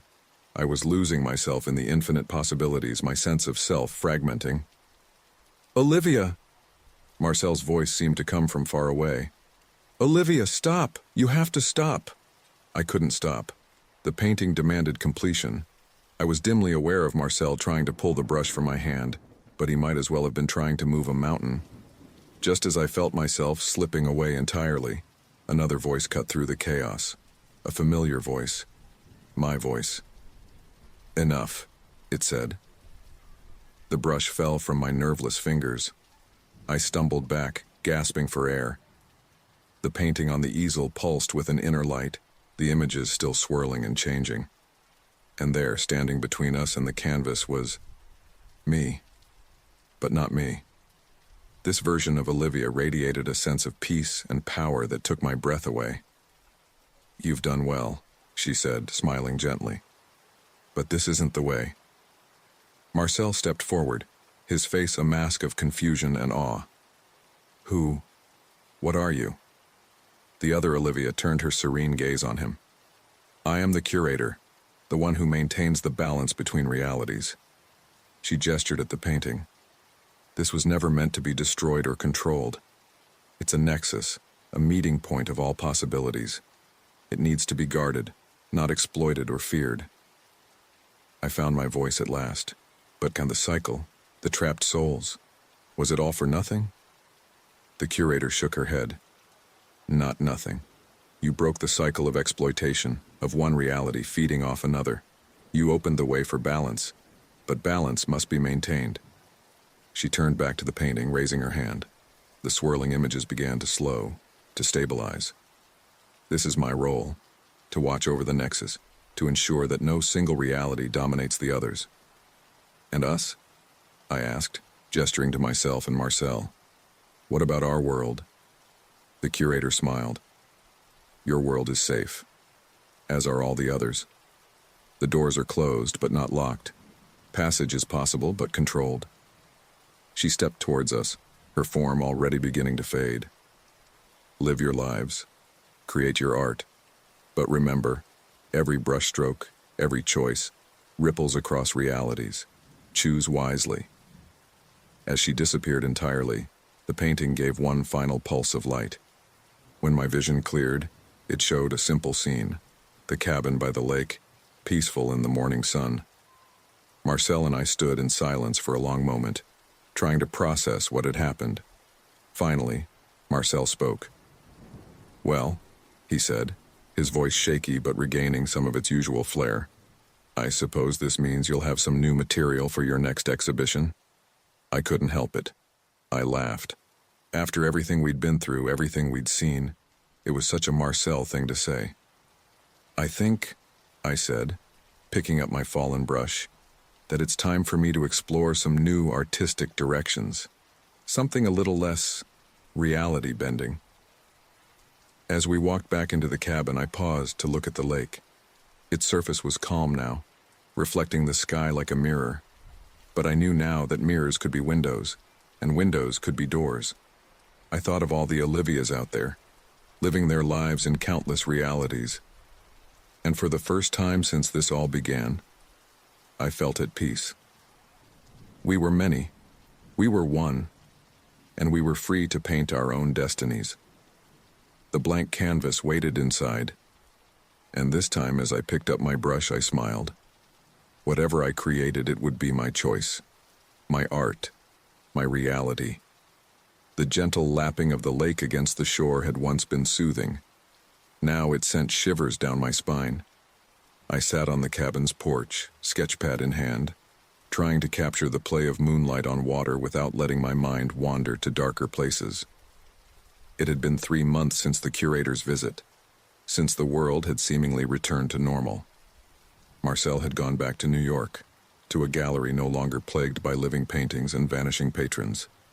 I'd stayed here, determined to find my artistic voice again, without the influence of cosmic forces. But the echoes remained. Sometimes, out of the corner of my eye, I'd catch glimpses of other Olivias going about their days in parallel worlds. A flicker of movement in the mirror might reveal a version of myself in a bustling city studio or a windswept beach house. The boundaries between realities had been sealed, but they weren't airtight. I was so lost in thought that I almost missed the figure emerging from the trees. Almost. My pencil clattered to the porch as I stood up, heart racing. "Hello?" I called out, hating the tremor in my voice. "Who's there?" The figure stepped into the moonlight, and I felt the world tilt sideways. It was me, another version of me, but one I'd never seen before. This Olivia was older, hair streaked with gray, face lined with both laughter and sorrow. And her eyes, they held a weight, a knowledge that made me want to look away. "Hello, Olivia," she said, her voice rough with age but unmistakably mine. "I think it's time we talked." I gripped the porch railing, steadying myself. How are you here?" The curator closed the doors between realities. The older Olivia smiled sadly. "Doors can be reopened, especially by those who know where to look." She climbed the steps, moving with a slight limp. "May I sit? It's been a long journey." Wordlessly, I gestured to the other chair. As she settled in, I noticed the sketchpad she carried, worn and battered, its pages spilling out chaotically. "Who are you?" I asked. "I mean, I know you're me, but which me?" she finished. "I'm you from a future that may or may not come to pass. One of many possible futures." I sank back into my chair. "Why are you here?" The older Olivia sighed, flipping open her sketchpad. "To warn you, and to ask for your help." She turned the pad towards me, and I gasped. The pages were filled with drawings of the lake, but not as I knew it. In these sketches, the water boiled with faces, hands reaching out in supplication or anger. The shore was littered with broken easels and shredded canvases. "In my timeline," the older Olivia explained, "the curator's intervention wasn't enough. The balance she sought to maintain, it didn't hold." I leaned closer, studying the horrific images. What happened? We thought we were free to create without consequences. But every stroke of the brush, every splash of color, it rippled across realities. Doors that were meant to stay closed began to crack open. She flipped to another page, showing a cityscape I recognized as New York. But the skyscrapers were twisted, melded with trees and mountains from other worlds. The boundaries between realities started to blur. Different versions of our world began to bleed into each other. That's terrible, I whispered. But why come to me? Why this version of us? The older Olivia met my gaze, her eyes filled with a desperate hope. Because you're the nexus point, the version of us that broke the original cycle. If anyone can prevent this future, it's you. I stood up abruptly, pacing the small porch. No, I'm done with all of this. I broke the cycle, I faced down my corrupted self. I watched the curator close the doors. It's over. Is it? The older Olivia asked softly. She pointed towards the lake. Look closely. I turned, and for a moment, I saw only the peaceful night scene. Then, like a veil lifting, I saw them. Faint, ghostly images flickering across the water's surface. Faces pressing against some invisible barrier, mouths open in silent screams. Oh God, I breathed. The echoes remain, the older Olivia said, and they're getting stronger. In my world, we ignored them until it was too late. Please don't make the same mistake. I sank back into my chair, head in my hands. What am I supposed to do? I'm just me. I'm not the curator. I don't have any special powers. But you do, she insisted. Your art, Olivia. It's always been your art. It's how you broke the cycle in the first place. I looked up, meeting her gaze. So what, I'm supposed to paint some magical picture that fixes everything? She shook her head. Not exactly. You need to paint the truth, all of it. The beauty and the horror, the infinite possibilities and the terrible consequences. Create a map of realities, if you will. Something to help stabilize the boundaries. And you think that will work? I asked skeptically. I think it's our best chance, she replied. In my timeline, we tried everything else. This is the only option we haven't exhausted.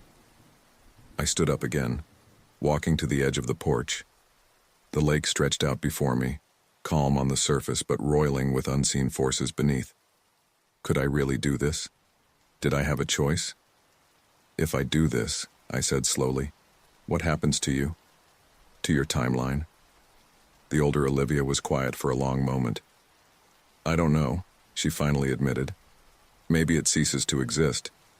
Maybe it becomes just one of many possible futures instead of an inevitability. Either way, it's a price I'm willing to pay. I turned back to her, seeing the resolve in her eyes, my eyes. All right, I said. I'll do it. But I don't even know where to start. She smiled, standing up with a slight wince. That's why I'm here. To guide you, to show you what I've learned. It won't be easy, Olivia. It might be the hardest thing we've ever done. Harder than breaking the original cycle? I asked, attempting a weak joke. Much harder, she said seriously. Because this time we have to do more than just break something. We have to create. We have to heal. As if in response to her words, a cool breeze swept across the lake, carrying with it whispers from 1,000 realities. I shivered, but stood my ground. When do we start? I asked. The older Olivia reached into her bag, pulling out a set of paints I'd never seen before. The colors seemed to shift and change as I looked at them, hinting at spectrums beyond normal human perception. We start now, she said, holding out the paints. Every moment we delay, the cracks between worlds grow wider. I took the paints, feeling their weight, not just physical, but metaphysical, the weight of countless realities, of infinite possibilities and terrible responsibilities. As we walked back into the cabin, I paused at the threshold. The blank canvas on my easel seemed to pulse with potential energy, as if it knew what was coming. Hey, I said to my older self. If this works, what happens next? For me, I mean. She smiled, a mix of sadness and hope in her expression. That, my dear, is up to you. We're about to redraw the map of realities. Where you go from there, that's your masterpiece to create. I nodded, took a deep breath, and stepped inside. The future, all futures, awaited my brush. As I set up my supplies, the older Olivia began to hum a tune I half remembered from childhood. The lake lapped at the shore outside, its rhythm somehow in sync with the melody. I dipped my brush into the first color, a blue deeper than any ocean, swirling with possibilities. As I brought it to the canvas, I felt a surge of energy course through me. This was more than painting. This was creation in its purest form. Remember, the older Olivia said softly, every stroke affects countless worlds. Choose wisely, but don't hesitate. Hesitation is how the chaos creeps in. I nodded and began to paint. With each brushstroke, I saw flashes of other lives, other worlds. I painted New York skyscrapers blended with forest canopies, desert sands swirling into Arctic tundra. I painted joy and sorrow, life and death, creation and destruction. And through it all, I painted us. Every version of Olivia, linked by invisible threads across the canvas of reality. As the night deepened into dawn, I felt the boundaries between worlds flex and stabilize. The echoes grew quiet, the whispers faded, and when I finally set down my brush, I knew something fundamental had changed. The older Olivia looked at the finished painting with tears in her eyes. It's beautiful, she whispered. It's everything. I stepped back, taking in the full scope of what I'd created. It was a map, yes, but also a mirror and a window. A visual representation of the multiverse with all its infinite complexity and beauty. Did it work? I asked, my voice hoarse from hours of silence. The older Olivia smiled, and I noticed with the start that she looked different. Younger, somehow. The lines of worry had softened. The weight in her eyes had lightened. Yes, she said. I think it did. I can feel my timeline shifting, changing. The future is open again, full of possibilities instead of inevitabilities. She turned to me and I saw my own hope and fear reflected in her eyes. Thank you, Olivia, for listening, for believing, for creating this miracle. Before I could respond, she began to fade, becoming translucent in the early morning light. Wait, I cried. What happens now? What do I do? Her voice came as if from a great distance. Live, Olivia. Create. Love. And remember, every choice you make ripples across realities. Make them count. And then she was gone, leaving me alone with the painting and the quiet lake outside. I sank into my chair, exhausted but exhilarated. The sun was rising, painting the sky in colors I'd never truly appreciated before. Colors that hinted at worlds beyond imagination. As I drifted off to sleep, I smiled. Tomorrow was a blank canvas in this world and every other. And I couldn't wait to see what I would create next. The sound of raindrops pattering against the cabin roof roused me from a fitful sleep. I blinked, disoriented, my neck stiff from dozing in the chair. For a moment I couldn't remember where I was or why my body ached as if I'd run a marathon. Then I saw the painting. It dominated the room, a swirling vortex of colors and images that seemed to move when I wasn't looking directly at it. The events of the night came rushing back, the older version of myself, the warnings of collapsing realities, the frantic hours of painting to stabilize the multiverse. Jesus, I muttered, rubbing my eyes. Did all that really happen? As if in answer, a flash of lightning illuminated the room, and for a split second I saw something impossible. The painting changed, showing a scene of New York City in ruins, skyscrapers crumbling as tentacled horrors rose from a boiling East River. I yelped, stumbling backward and knocking over my easel. When I looked again, The painting was back to its original state. Beautiful, complex, but not actively terrifying. "Okay," I said to the empty room, my heart racing. "Okay, Olivia. Don't panic. You've dealt with weirder. Probably." I approached the painting cautiously, studying it in the gray light of the rainy day. It was still a masterpiece, a visual representation of the multiverse that somehow made sense despite its impossible subject matter. But now that I looked closer, I could see fluctuations. Tiny areas where the images seemed to shift and change, like oil swirling on water. The boundaries are still unstable, I realized aloud. It's not over. A knock at the door made me jump again.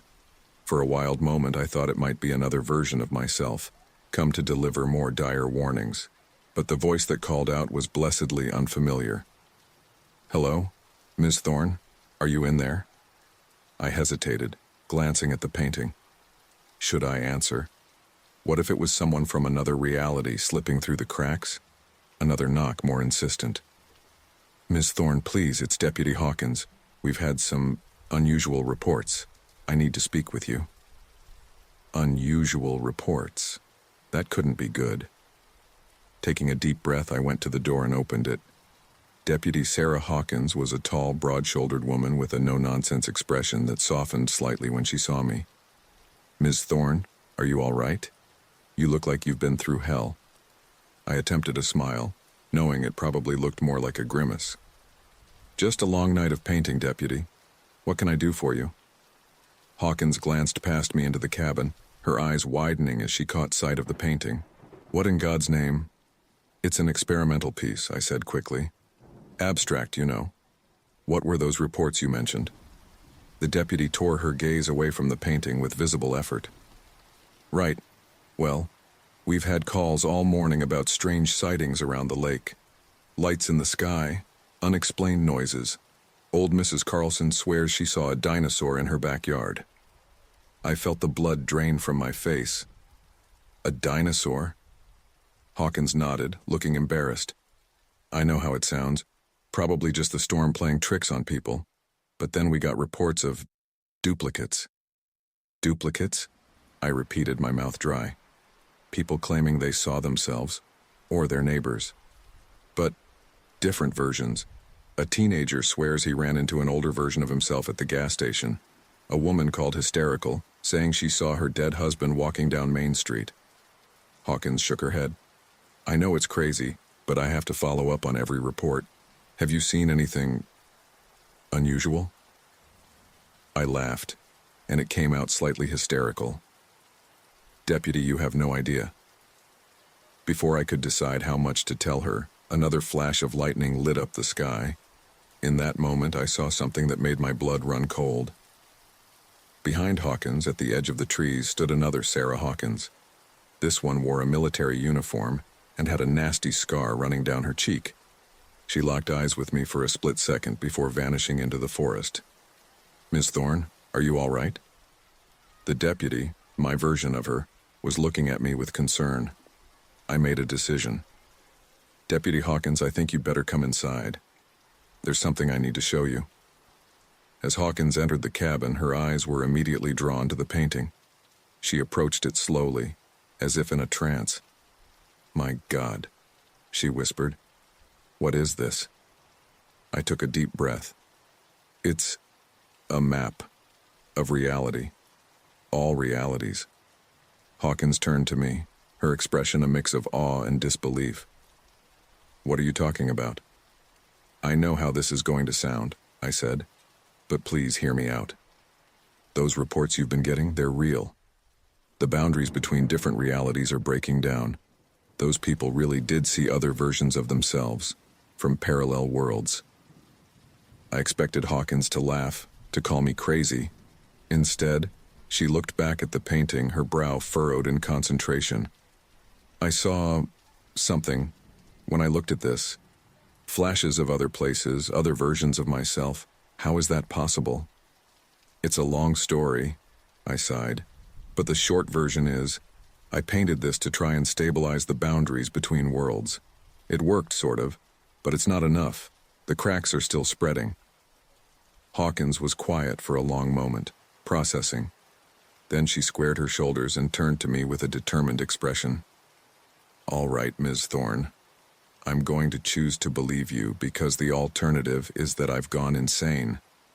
What do we do now?" I blinked, taken aback by her acceptance. I'm not sure. I thought the painting would fix everything, but I was cut off by a deafening crack of thunder. The cabin shook, and for a moment, the world seemed to shift, like a TV picture going out of alignment. When everything settled, Hawkins and I stared at each other in shock. "Did you feel that?" she asked. I nodded, a cold dread settling in my stomach. "Deputy, I think we're running out of time." As if to punctuate my words, a scream echoed from outside. We rushed to the window to see a scene of chaos unfolding on the lakeshore.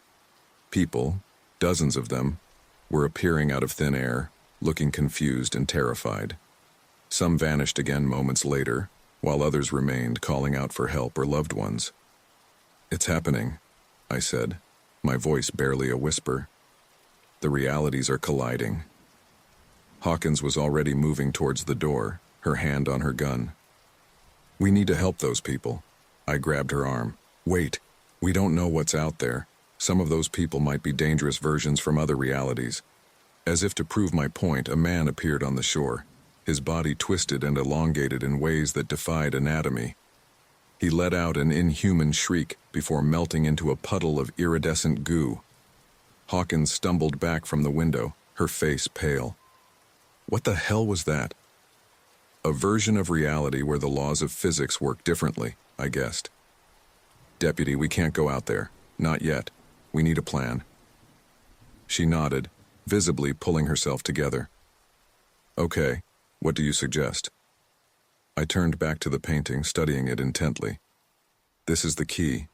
It's not just a representation of the multiverse, it's a control panel, in a way. If I can figure out how to adjust it, maybe I can push the realities back apart. "How do we do that?" Hawkins asked. I picked up my brush, dipping it in paint. "I'm not sure, but I think I need to paint the separation, show the boundaries strengthening, the worlds moving apart." As I brought the brush to the canvas, another reality quake shook the cabin. This one was stronger, and when it passed, I gasped in horror. The painting had changed. The beautiful, intricate map of realities was now a chaotic mess, colors bleeding into each other, images distorted and nightmarish. "No," I whispered. "No, no, no." Hawkins steadied me as I swayed on my feet. "What is it? What's happening?" "It's falling apart," I said, fighting back tears of frustration. "All of it. The painting, the realities, everything's collapsing." Outside, the screams were getting louder. The sky had taken on an unnatural swirling quality, like oil on water. And in the distance I could see things, shapes that hurt the eye to look at, moving in ways that shouldn't be possible. "We have to do something," Hawkins insisted. "There must be a way to fix this." I stared at the ruined painting, feeling hopeless. Then, like a bolt of lightning, an idea struck me. Wait.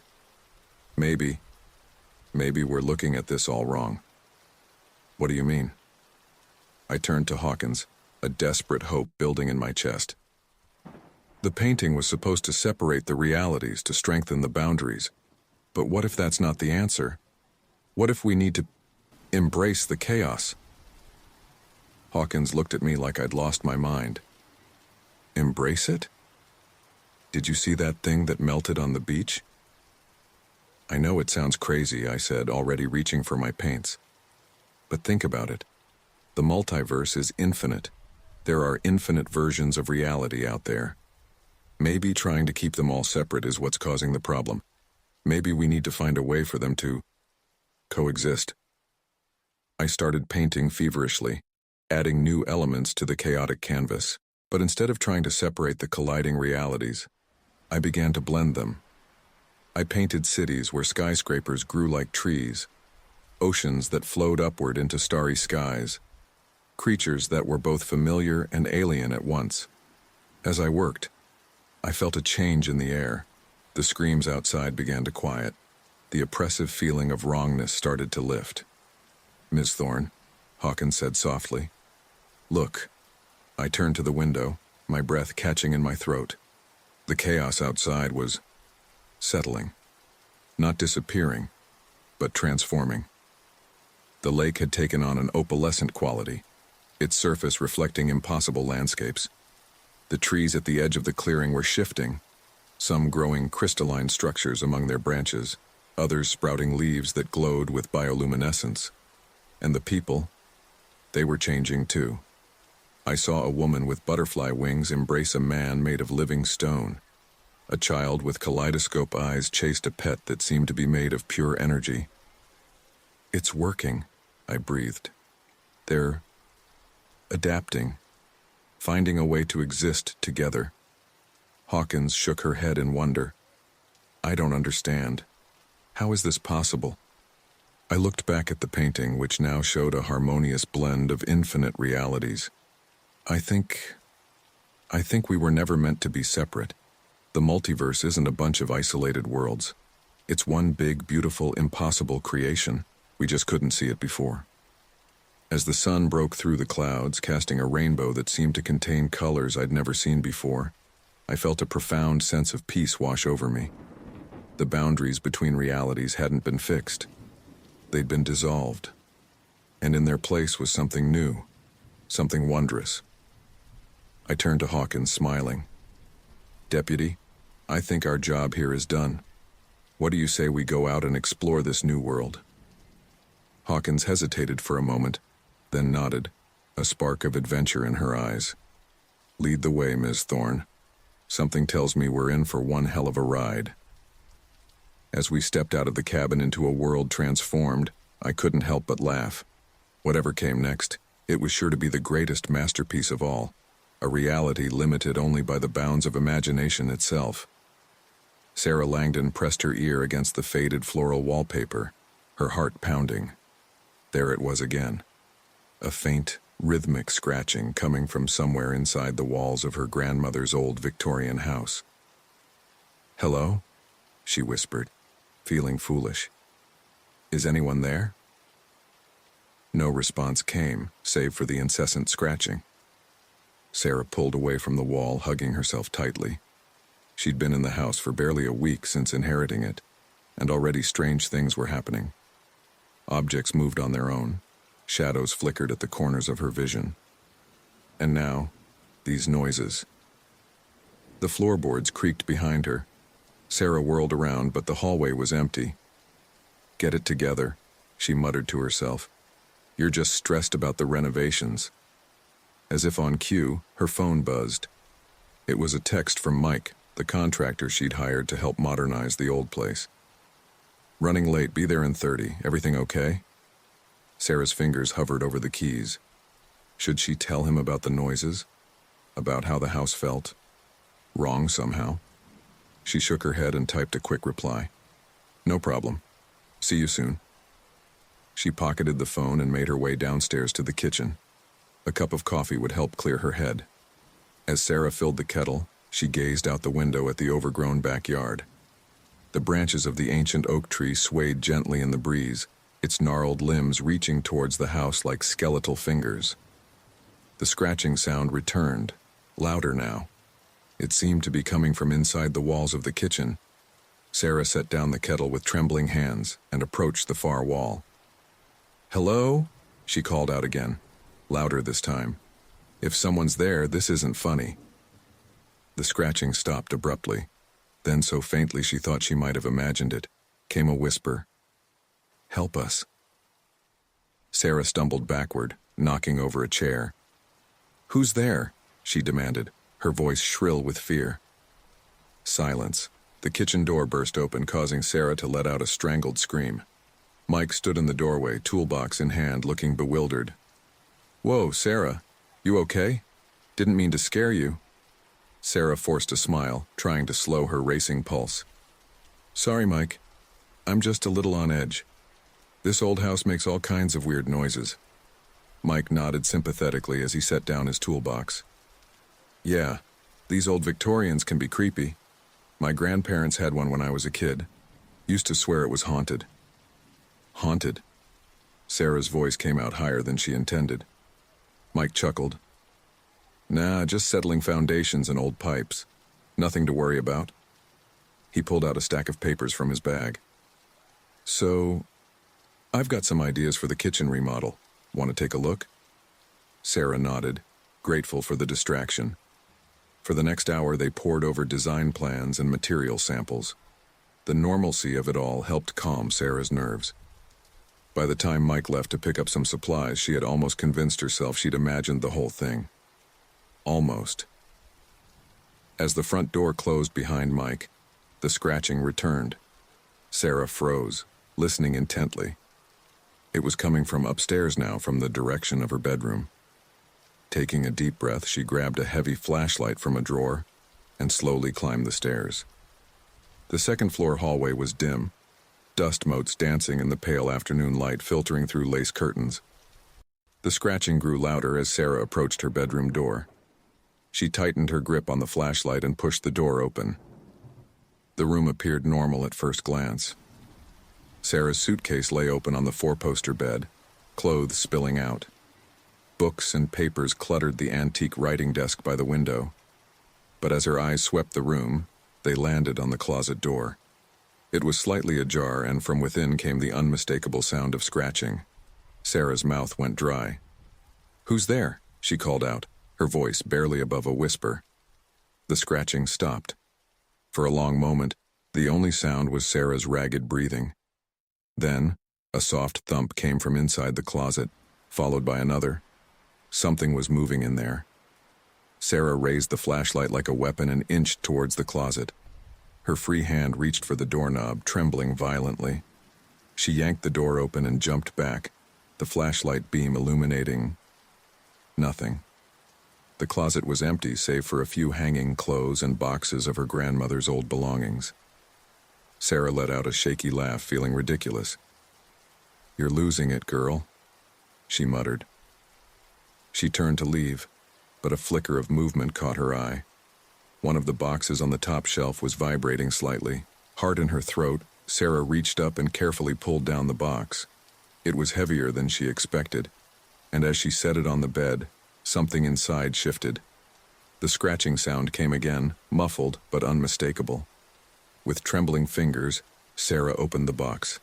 Inside, nestled among old photo albums and knickknacks, was a small wooden box, intricately carved with strange symbols. The box jerked in her hands, nearly causing her to drop it. "What the hell?" Sarah breathed.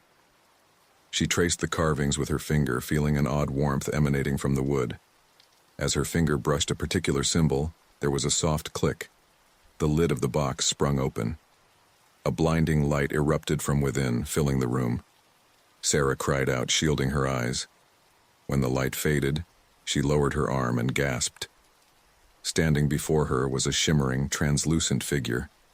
It was vaguely humanoid, but its features were blurred and constantly shifting.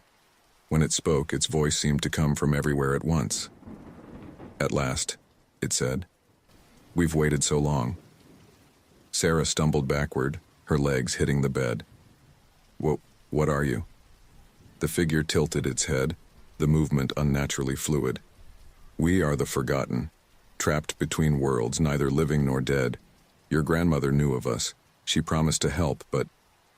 The being's form flickered like a faltering hologram. "She passed before she could free us." Sarah's mind reeled. "My grandmother? She never mentioned anything like this." "She couldn't," the being said. "The knowledge was too dangerous, but now you must finish what she started." "Me?" Sarah shook her head. "I don't know anything about whatever this is. I can't help you." The being drifted closer, its form growing more solid. "You must. If we remain trapped, the barrier between worlds will weaken. Dark things will slip through. Your world will be overrun." Sarah's eyes widened. "Is that what's been happening? The noises, the moving objects?" The being nodded. "The first cracks are forming. You must seal them before it's too late. But how? Sarah asked, her fear giving way to a strange sense of determination. I don't know what to do. The being gestured to the carved box. The answers lie within. Your grandmother left instructions, hidden from those who would misuse them. You must decipher them. A loud knock at the bedroom door made Sarah jump. Mike's voice called out, Sarah, you up here? I brought those paint samples you wanted to see. Sarah turned back to the spectral being, but it was already fading. Wait, she cried. I have so many questions. Find the truth, the being whispered as it disappeared. Save us all. The carved box snapped shut just as Mike opened the bedroom door. He took in Sarah's pale face and the mess of items strewn across the bed. Everything okay in here? He asked, concern evident in his voice. Sarah forced a smile. Yeah, just doing some cleaning. Found some of my grandmother's old things. Mike nodded, though he didn't look entirely convinced. Well, when you're done, come check out these color swatches. I think I found the perfect shade for the living room. As Mike headed back downstairs, Sarah looked down at the innocent-looking carved box in her hands. Her quiet life of home renovation had just become infinitely more complicated. Whatever her grandmother had gotten mixed up in, it was now Sarah's responsibility. She tucked the box safely in a drawer and took a deep breath. There would be time to unravel its mysteries later. For now, she had a contractor waiting and a home renovation to discuss. But as she left the room, Sarah couldn't shake the feeling that unseen eyes were watching her every move.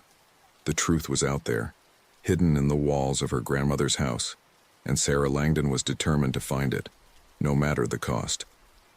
Sarah's fingers trembled as she traced the intricate carvings on the wooden box.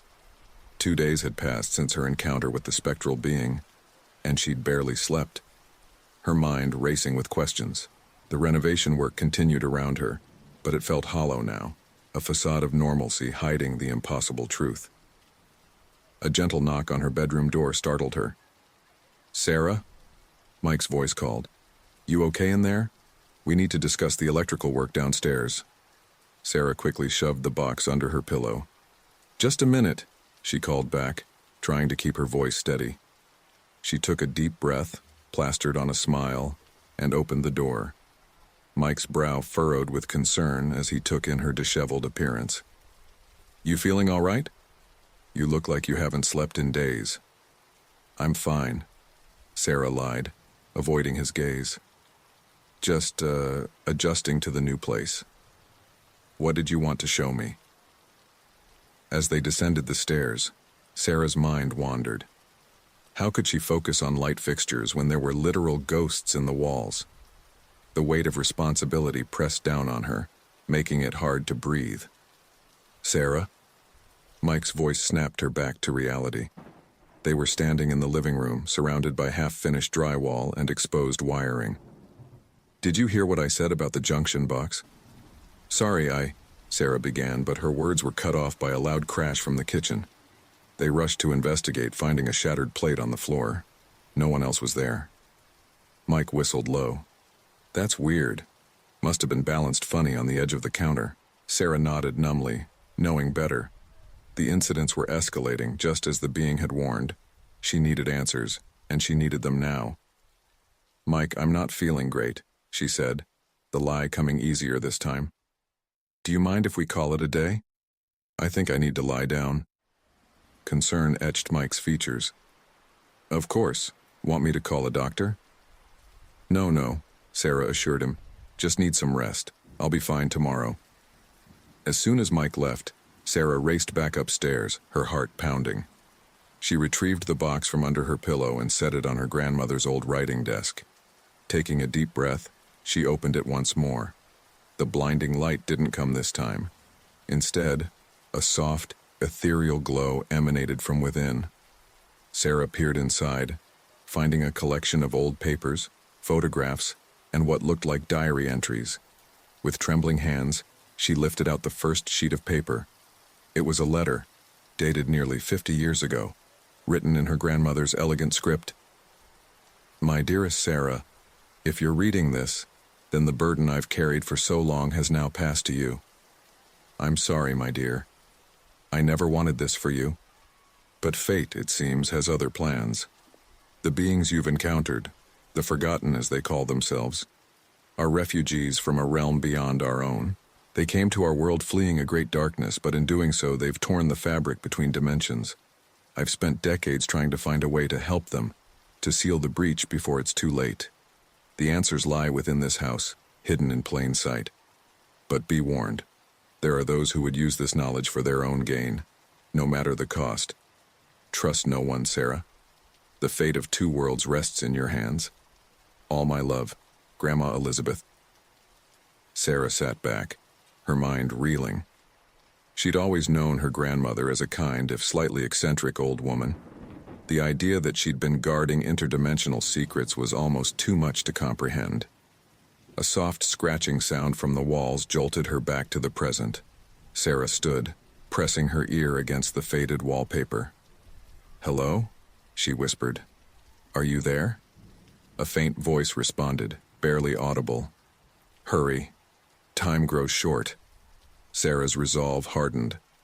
She turned back to the box, rifling through its contents with newfound determination. Among the papers, she found a small, leather-bound journal. Opening it, she discovered pages filled with strange symbols and diagrams. "What are you?" she muttered, tracing a particularly complex design with her finger. As she did, the air around her seemed to shimmer, and for a brief moment, she caught a glimpse of something, a world of swirling mists and floating islands populated by ethereal beings. The vision faded as quickly as it had come, leaving Sarah gasping. This was real. All of it was real. A loud banging on the front door downstairs made her jump. Sarah quickly gathered the papers and shoved them back into the box, hiding it once more. As she descended the stairs, the banging grew more insistent. "I'm coming!" she called out, irritation mixing with fear. Who could be so desperate to reach her? She opened the door to find an elderly man standing on her porch, his wild white hair and intense eyes giving him a slightly manic appearance. "Are you Sarah Langdon?" he demanded without preamble. Sarah nodded cautiously. "Yes, who are you?" The old man pushed past her into the house, his eyes darting around nervously. "My name is Dr. Alan Forrester. I was a colleague of your grandmother's. We don't have much time." Sarah's eyes widened. You know about the Forgotten?" Forrester's head snapped towards her, his gaze sharp. "So she told you. Good. That makes this easier." He strode into the living room, seemingly oblivious to the half-finished renovations. "We need to complete the ritual, and soon. The barrier is weakening by the hour." "Ritual?" Sarah asked, struggling to keep up. "What ritual? And how do you know all this?" Forrester turned to her, his expression grave. "Your grandmother and I spent years researching the Forgotten and the breach they created. We developed a method to seal it, but it requires specific conditions." He glanced at his watch. "Conditions that will be met tonight, at the stroke of midnight." Sarah's head spun. "But I don't know how to perform any ritual. I only found out about all this a few days ago." "That's why I'm here," Forrester said, pulling a worn leather satchel from his shoulder. "To guide you through it. But we must prepare. Where is the focus object?" "The... what?" Forrester's eyes narrowed. "The carved box, girl. The one that houses the essence of the Forgotten. We need it for the ritual." Sarah hesitated. Something felt off. Her grandmother's warning echoed in her mind. "Trust no one." "I'm not sure what you're talking about," she lied. "I haven't found anything like that." Forrester's demeanor shifted instantly. His eyes hardened, and a cruel smile played at the corners of his mouth. "Come now, Sarah, let's not play games. I know Elizabeth would have left it for you. Where is it?"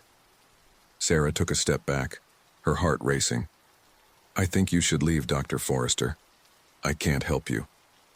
The old man's face contorted with rage. "Foolish girl. Do you have any idea what's at stake?" He advanced on her, his hand reaching into his satchel. If you won't cooperate, I'll find it myself. Sarah turned to run, but Forrester was surprisingly spry for his age. He grabbed her arm, spinning her around. In his other hand, he held a wicked-looking knife, its blade etched with the same strange symbol she'd seen in her grandmother's journal. "Last chance," Forrester growled. "Where is the box?" Before Sarah could respond, a deafening screech filled the air.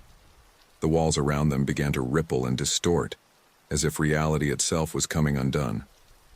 Forrester's eyes widened in fear. "No," he whispered. "It's too soon. The breach." Suddenly, spectral forms began to materialize throughout the room. Unlike the peaceful beings Sarah had encountered before, these entities radiated malevolence. Their forms were twisted and wrong, defying the laws of physics. Forrester's grip on Sarah loosened as he stared in horror at the encroaching entities. "What have you done?" he screamed. Sarah took advantage of his distraction, wrenching free and bolting for the stairs. Behind her, she heard Forrester's agonized scream cut short.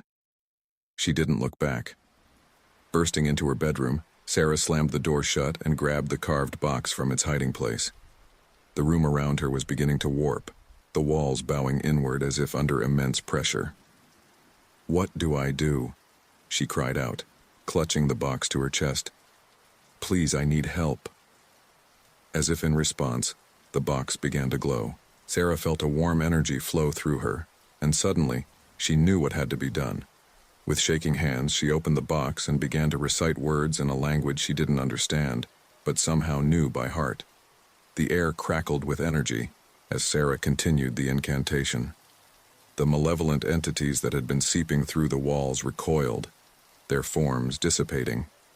In their place, the shimmering figure of the first being she'd encountered materialized. "You've done it," it said, its voice filled with relief. "The ritual is complete. The breach is sealed." Sarah collapsed to her knees, exhausted. What happens now?" The being's form began to fade. "We return to our realm, and the balance is restored. Thank you, Sarah Langdon. You've saved both our worlds." As the being disappeared, the house settled around her. The oppressive energy that had filled the air dissipated, leaving behind a sense of peace Sarah hadn't felt since arriving. She looked down at the carved box in her hands, now inert and ordinary-looking. Whatever power it had held seemed to have been expended in the ritual. A soft knock at her bedroom door made her jump. "Sarah," Mike's voice called out. "I forgot my toolbox. Everything okay in there?" Sarah took a deep breath, composing herself. "Yeah," she called back, surprising herself with how steady her voice sounded. "Everything's fine." As she heard Mike's footsteps retreating down the stairs, Sarah leaned back against the bed, her mind struggling to process everything that had happened. The house around her was quiet now, free from otherworldly whispers and scratching sounds. She glanced at the renovation still in progress and let out a small, slightly hysterical laugh. After everything she'd been through, picking out paint colors seemed absurdly mundane. But as she set the now ordinary box aside, Sarah realized that's exactly what she needed, a return to normalcy. Tomorrow, she decided, she would throw herself into the renovation with renewed vigor. The house was truly hers now, free from its supernatural burden. As for the box and her grandmother's papers, she would keep them safe. Something told her this might not be the end of her adventures with the unknown. For now, though, Sarah Langdon was content to be nothing more than the owner of a beautiful old Victorian house in need of some TLC. The walls no longer whispered, and for the first time since inheriting the property, she felt truly at home. 3 months had passed since the night Sarah Langdon had sealed the breach between worlds. The old Victorian house stood proudly at the end of Maple Street, its fresh coat of paint gleaming in the autumn sunlight. To the casual observer, it was simply another beautifully restored home. But Sarah knew better. She stood in the kitchen, absently stirring a cup of coffee as she gazed out the window. The renovations were complete, and the house looked better than it had in decades. Yet Sarah couldn't shake the feeling that something was off. The sound of the front door opening snapped her out of her reverie. "Sarah?" Mike's voice called out. "You here?" "In the kitchen," she replied, forcing a smile as he entered. Mike's eyes crinkled with concern as he took in her appearance. "You okay? You look like you haven't slept." Sarah shrugged, avoiding his gaze. "Just been having weird dreams lately. It's nothing." Mike stepped closer, placing a hand on her shoulder. "Sarah, I'm worried about you. Ever since that day I forgot my toolbox, you've been different. Jumpy. Distant. What's going on?" For a moment, Sarah considered telling him everything. The forgotten, the breach, the ritual. But the words stuck in her throat. Who would believe such a fantastical tale? "I'm fine, really," she insisted. "Just still adjusting to the house, I guess." Mike nodded, though he didn't look convinced. "Well, I came by to check on that loose floorboard in the attic. Mind if I take a look?"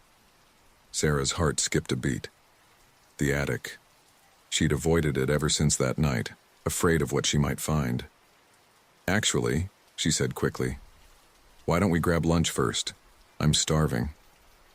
As they left the house, Sarah couldn't shake the feeling that eyes were watching from every window. The carved box and her grandmother's papers, hidden beneath a loose floorboard in her bedroom, seemed to call out to her. But she pushed the thoughts aside. Today was about normalcy, about proving to herself that the nightmare was truly over. They settled into a booth at the local diner, the vinyl seats squeaking beneath them.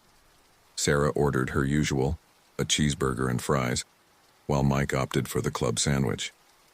"So," Mike said, stirring his iced tea, "have you given any thought to selling? Now that the renovations are done, you could make a pretty penny." Sarah nearly choked on her water. "Selling? No, I couldn't." Mike raised an eyebrow. "Really? I thought you were just fixing it up to flip it. You planning on staying in town for good?" The question hit Sarah like a punch to the gut. She hadn't thought that far ahead. The idea of leaving the house, of abandoning her grandmother's legacy and the secrets it held, was unthinkable.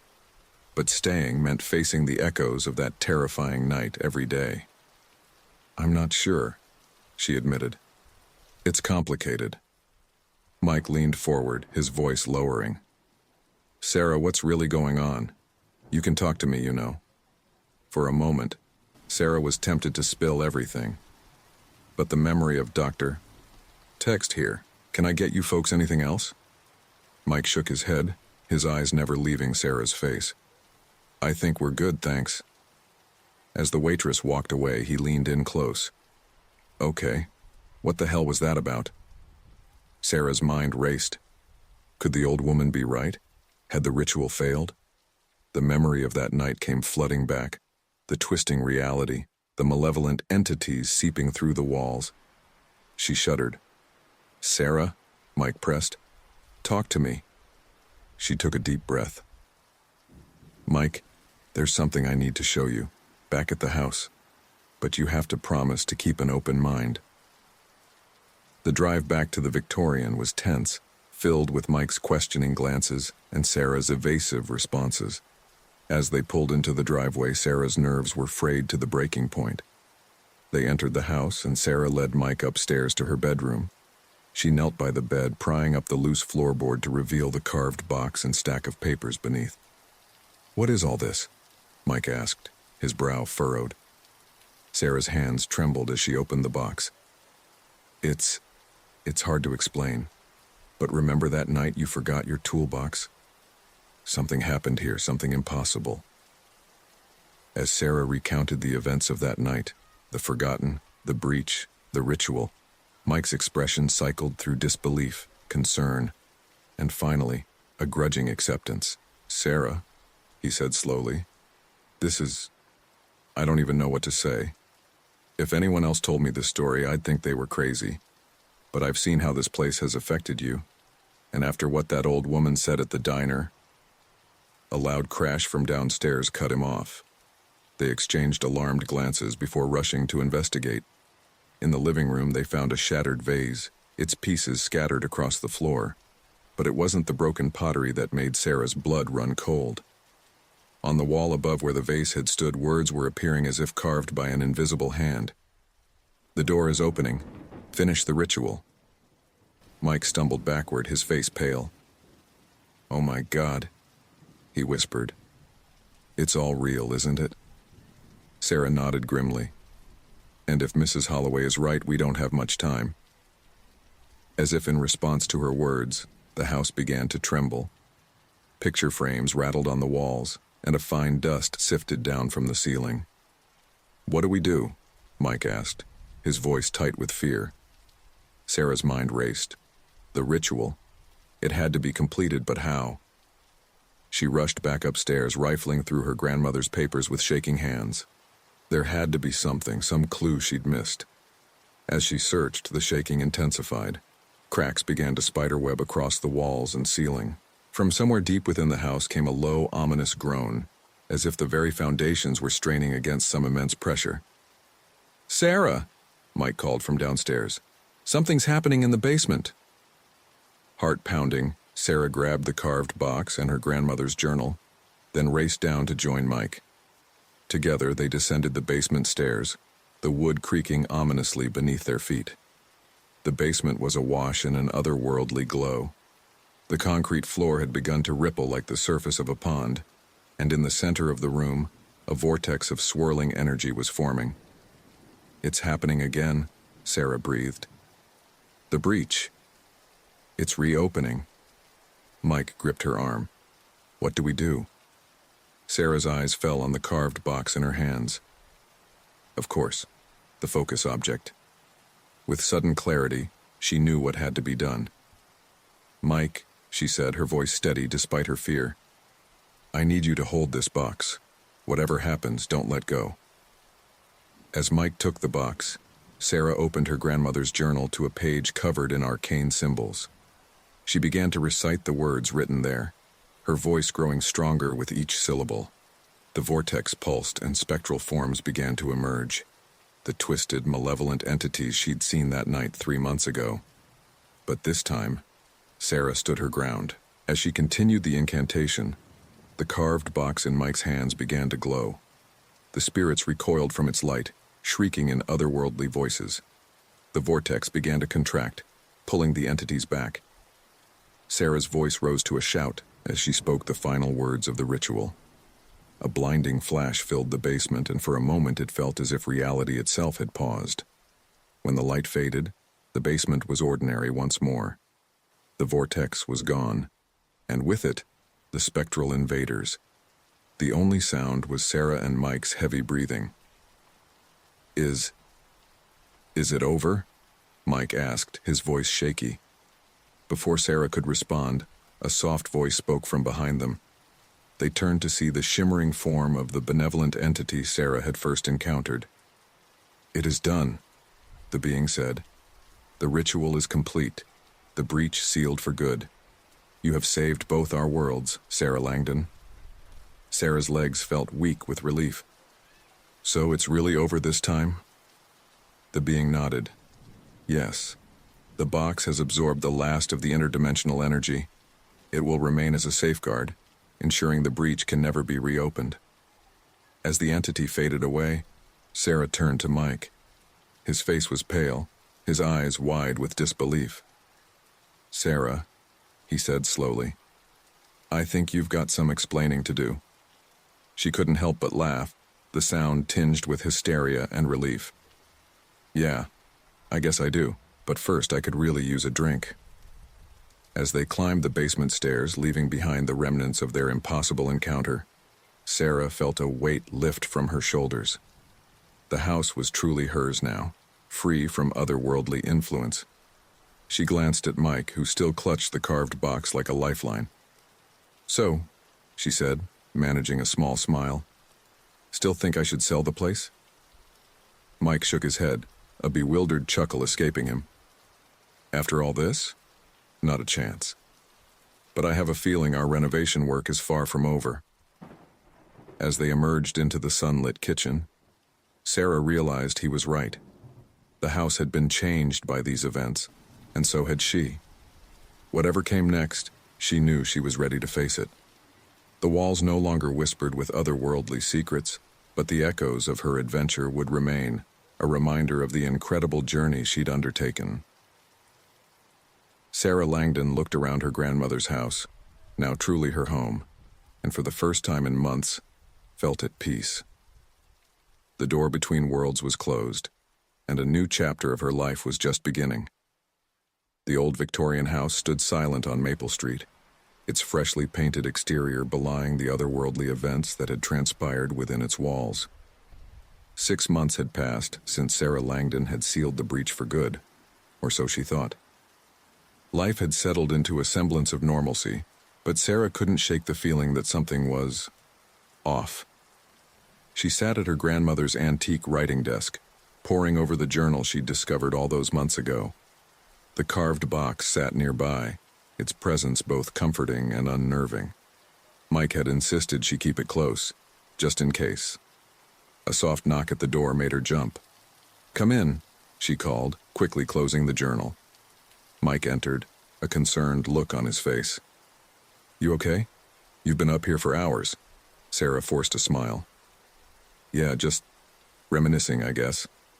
Mike's eyes fell on the carved box. "Any, activity?" She shook her head. "No, nothing. It's been quiet. Too quiet, almost."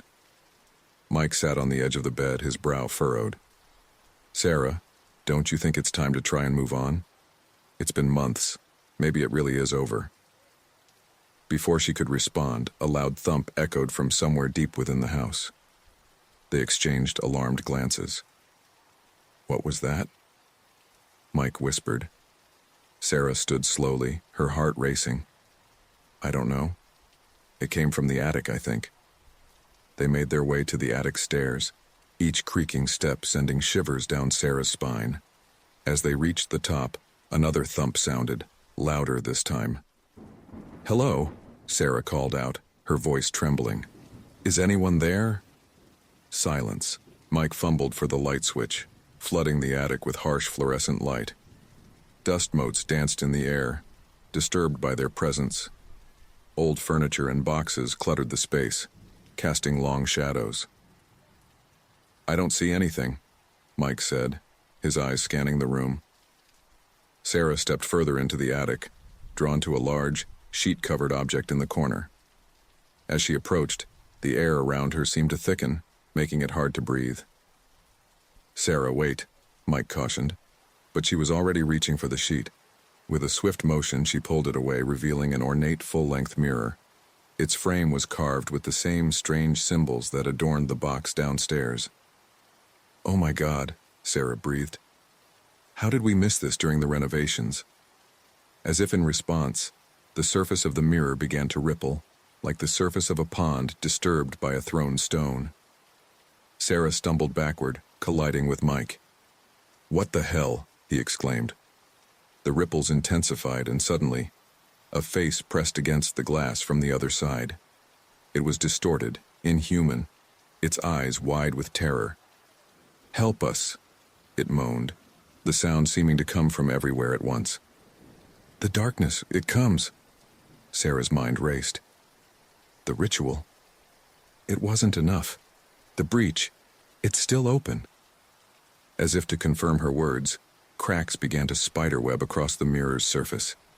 Dark, oily tendrils seeped through, reaching out into the attic. "We need to get out of here," Mike shouted, pulling Sarah towards the stairs. But Sarah resisted. "No, we can't leave it like this. We have to close it for good this time." She broke free from Mike's grasp and raced downstairs to her bedroom. The carved box sat where she'd left it, pulsing with an eerie light. Sarah snatched it up along with her grandmother's journal and ran back to the attic. The scene that greeted her was like something out of a nightmare. The mirror had shattered completely, leaving a swirling vortex of darkness. Shadowy figures writhed within, reaching out with spectral hands. Mike stood before it, transfixed. "Mike!" Sarah shouted. "Get back!" He turned to her, his eyes wide with fear. "Sarah, what do we do?" She opened the journal with trembling hands, flipping to the page she'd studied so many times. We finish this, once and for all. As Sarah began to recite the words of the ritual, the vortex pulsed angrily. Wind whipped through the attic, scattering papers and knocking over boxes. The shadowy figures grew more frenzied, their unearthly shrieks filling the air. "Keep going," Mike yelled over the cacophony. Sarah's voice grew stronger as she continued the incantation. The carved box in her hands began to glow, brighter and brighter, until it was painful to look at directly. Suddenly, a tendril of darkness lashed out, wrapping around Mike's ankle. He cried out in pain as it began to pull him towards the vortex. "Sarah!" he screamed, clawing at the floorboards. Without breaking the ritual, Sarah lunged forward, grasping Mike's hand with her free one. She could feel the darkness trying to pull him away, its cold touch seeping into her very bones. As she spoke the final words of the ritual, the carved box erupted with blinding light. The shadowy figures recoiled, shrieking in agony. The vortex began to contract, pulling the darkness back into itself. With a final earth-shaking rumble, the vortex collapsed in on itself. The sudden silence was deafening. Sarah and Mike lay on the attic floor, gasping for breath. Where the mirror had stood was now just an empty frame, the glass completely gone. Is it over?" Mike asked, his voice hoarse. Before Sarah could respond, a soft light filled the attic. The shimmering form of the benevolent entity she'd encountered before materialized before them. "You have done it," the being said, its voice filled with warmth. "The breach is truly sealed now, in all realms." Sarah struggled to her feet, still clutching the now inert box. "But how? We thought we'd closed it before." The being's form rippled, as if sighing. "The darkness is cunning. It found a way to maintain a small connection through the mirror, but your actions today have severed that link permanently." "So it's really over this time?" Mike asked, standing shakily. The being nodded. "Yes. The box has absorbed the last of the interdimensional energy. It will remain as a safeguard, ensuring no breach can ever be opened again." As the entity began to fade, Sarah called out, "Wait! What about the forgotten? The ones trapped between worlds?" The being's voice grew faint as it disappeared. "They are at peace now, thanks to you. Their journey is over, as is yours." As the last glimmer of light faded, Sarah and Mike were left alone in the attic. The space felt different now, as if a great weight had been lifted. Mike turned to Sarah, his eyes wide with disbelief. "So, that's it? No more interdimensional breaches, no more ghostly entities?" Sarah let out a shaky laugh, the tension of the past months finally releasing.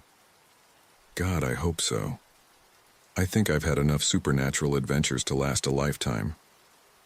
They made their way downstairs, each step feeling lighter than the last. In the kitchen, Sarah put on a pot of coffee while Mike collapsed into a chair at the table. "You know," he said, running a hand through his disheveled hair, "when I signed on to help renovate this place, I didn't exactly expect to be battling forces from another dimension." Sarah snorted as she poured 2 mugs of coffee. "Yeah, well, welcome to the Langdon family legacy, I guess."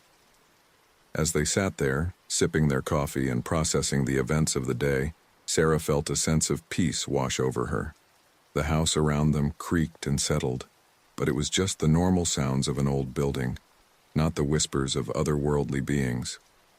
"So," Mike said after a while, "what now?" Sarah looked around the kitchen, taking in the results of their months of renovation work.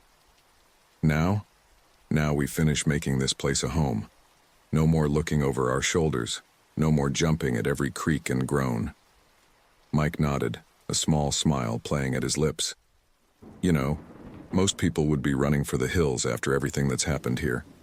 But you seem more at peace than ever." Sarah considered this for a moment. I think this is where I'm meant to be. This house with all its history and secrets, it's a part of me now. And honestly, I wouldn't have it any other way." As the afternoon sun streamed through the windows, Sarah and Mike began to plan the final touches for the house. The carved box sat on a shelf nearby, a reminder of the incredible journey they'd been through, Sarah Langdon looked around her grandmother's house, now truly her home, and felt a sense of belonging she'd never experienced before. The doors between worlds were closed, the whispers in the walls silenced. But the echoes of her adventure would remain, a testament to the power of courage, friendship, and the unbreakable bonds of family legacy. As night fell, the old Victorian house on Maple Street stood proud and peaceful, its secrets finally at rest. And within its walls, Sarah and Mike raised a toast to new beginnings, to conquered fears, and to the strange, wonderful journey that had brought them to this moment. The whispers in the walls were gone, replaced by the warm sounds of laughter and life. And for Sarah Langdon, that was the greatest victory of all. A year had passed since Sarah Langdon had sealed the interdimensional breach for good. The old Victorian house on Maple Street stood serene in the golden light of autumn, its renovated facade belying the otherworldly events that had transpired within its walls. Sarah sat on the porch swing, a steaming mug of coffee warming her hands against the crisp morning air. The carved box that had once pulsed with ethereal energy now served as a bookend on her shelf, a silent reminder of her incredible journey. The crunch of gravel announced Mike's arrival. He climbed the porch steps 2 at a time, a newspaper tucked under his arm. "Morning," he called out cheerily. "How's our resident dimensional gatekeeper doing today?" Sarah rolled her eyes but couldn't suppress a smile. "Very funny. I thought we agreed to retire that title." Mike plopped down beside her on the swing, causing it to creak ominously. "Sorry, force of habit. But seriously, how are you holding up? Any, disturbances lately?" Sarah shook her head. "Nothing. It's been quiet. Almost too quiet sometimes." Mike nodded, his expression growing serious. "You miss it, don't you? The excitement, the purpose." "I don't miss nearly dying or battling interdimensional horrors," Sarah retorted. "But yeah, sometimes I wonder if there's more out there, you know? More mysteries to solve, more..." Her words were cut off by a piercing scream from down the street. They both jumped to their feet, coffee forgotten. "What the hell was that?" Mike exclaimed. Without a word, Sarah was already off the porch, racing toward the source of the sound. Mike followed close behind. They found a small crowd gathering outside the Johnsons' house 3 doors down. Mrs. Johnson stood on her front lawn, pale and shaking. "It was horrible," she was saying to anyone who would listen. "The walls, they were bleeding." Sarah and Mike exchanged worried glances. "Mrs. Johnson," Sarah said gently, approaching the distraught woman, "can you tell us exactly what happened?" The older woman's eyes locked onto Sarah, recognition flickering in their depths. "You," she breathed. "You're the Langdon girl, the one who lives in Elizabeth's old house." Sarah nodded, trying to keep her voice calm. "That's right. Now, about what you saw." Mrs. Johnson grabbed Sarah's arm with surprising strength. "It's starting again," she hissed. "The darkness your grandmother fought, it's found another way in." A chill ran down Sarah's spine. She glanced at Mike, who looked equally unsettled. "Mrs. Johnson, why don't we go inside and you can tell us everything?" As they entered the Johnson house, Sarah's senses were on high alert. The air felt heavy, charged with an energy she'd hoped never to feel again. In the living room, dark stains marred the floral wallpaper, oozing down in slow rivulets. "Oh my God," Mike whispered. Mrs. Johnson collapsed into an armchair, her eyes never leaving the stained walls. "It started last night," she said, her voice barely above a whisper. "I heard whispering, like voices coming from inside the walls. I thought I was dreaming, but then..." She gestured weakly at the macabre scene. Sarah approached the wall cautiously, her heart pounding. The stains didn't smell like blood. Instead, a faint odor of ozone and decay permeated the air. She reached out, her fingers hovering just above the discolored paper. "Sarah, don't..." Mike started to say, but it was too late. As her fingertips brushed the wall, a jolt of energy surged through her. Suddenly, she was no longer in the Johnson living room. Visions flashed before her eyes. A dark realm of swirling mists and floating islands, spectral figures writhing in agony, a gaping maw of absolute darkness threatening to devour everything. With a gasp, Sarah yanked her hand back. She stumbled, nearly falling, but Mike caught her arm. "What happened?" he asked, his voice tight with concern. "What did you see?" Sarah shook her head, trying to clear the lingering images. "It's not over," she said grimly. "The breach, it's trying to reopen." Mrs. Johnson let out a strangled sob. "I knew it. Elizabeth always said the darkness would never truly be gone. That's why she gave me this." She reached into her cardigan pocket and pulled out a small, intricately carved wooden disc. Sarah's eyes widened. "That symbol, it's the same as on the box." Mrs. Johnson nodded. "Elizabeth said if anything strange ever happened, I was to give this to you. She said you'd know what to do." As Sarah took the disc, a warm energy pulsed through her palm. Suddenly, she knew exactly what needed to be done. "Mike," she said, her voice steady despite the fear coursing through her. "We need to get back to the house. Now." They bid a hasty goodbye to Mrs. Johnson, promising to return soon. As they hurried down Maple Street, Sarah filled Mike in on her plan. "The disc is a key," she explained. "It's meant to activate something in the house, something my grandmother left behind in case the darkness ever found another way in." Mike's brow furrowed. "But I thought we checked every inch of that place during the renovations. Where could she have hidden something we didn't find?" Sarah's pace quickened as they approached the Victorian. "There's one place we never fully explored, the root cellar." The root cellar had been a source of contention during the renovation. Sarah had insisted on leaving it mostly untouched, guided by some instinct she couldn't explain. Now, as they descended the creaking wooden steps, that decision seemed almost prophetic. The air grew colder as they reached the earthen floor. Sarah pulled a flashlight from a nearby shelf, its beam cutting through the gloom. At the far end of the cellar, barely visible behind stacks of dusty crates, was a door they'd never noticed before. "How the hell did we miss that?" Mike wondered aloud. Sarah approached the door, her heart pounding. An indentation in its center matched the shape of the wooden disc perfectly. She took a deep breath and pressed the disc into place. For a moment, nothing happened. Then, with a low rumble, the door swung inward, revealing a hidden chamber beyond. "Oh my God," Sarah breathed. The room was small, its walls covered in the same strange symbols that adorned the carved box upstairs. In the center stood a pedestal, upon which rested an ancient-looking tome. As they entered, flames sputtered to life in wall sconces, casting flickering shadows across the chamber. Sarah approached the pedestal, drawn by some unseen force. "Sarah, wait," Mike cautioned.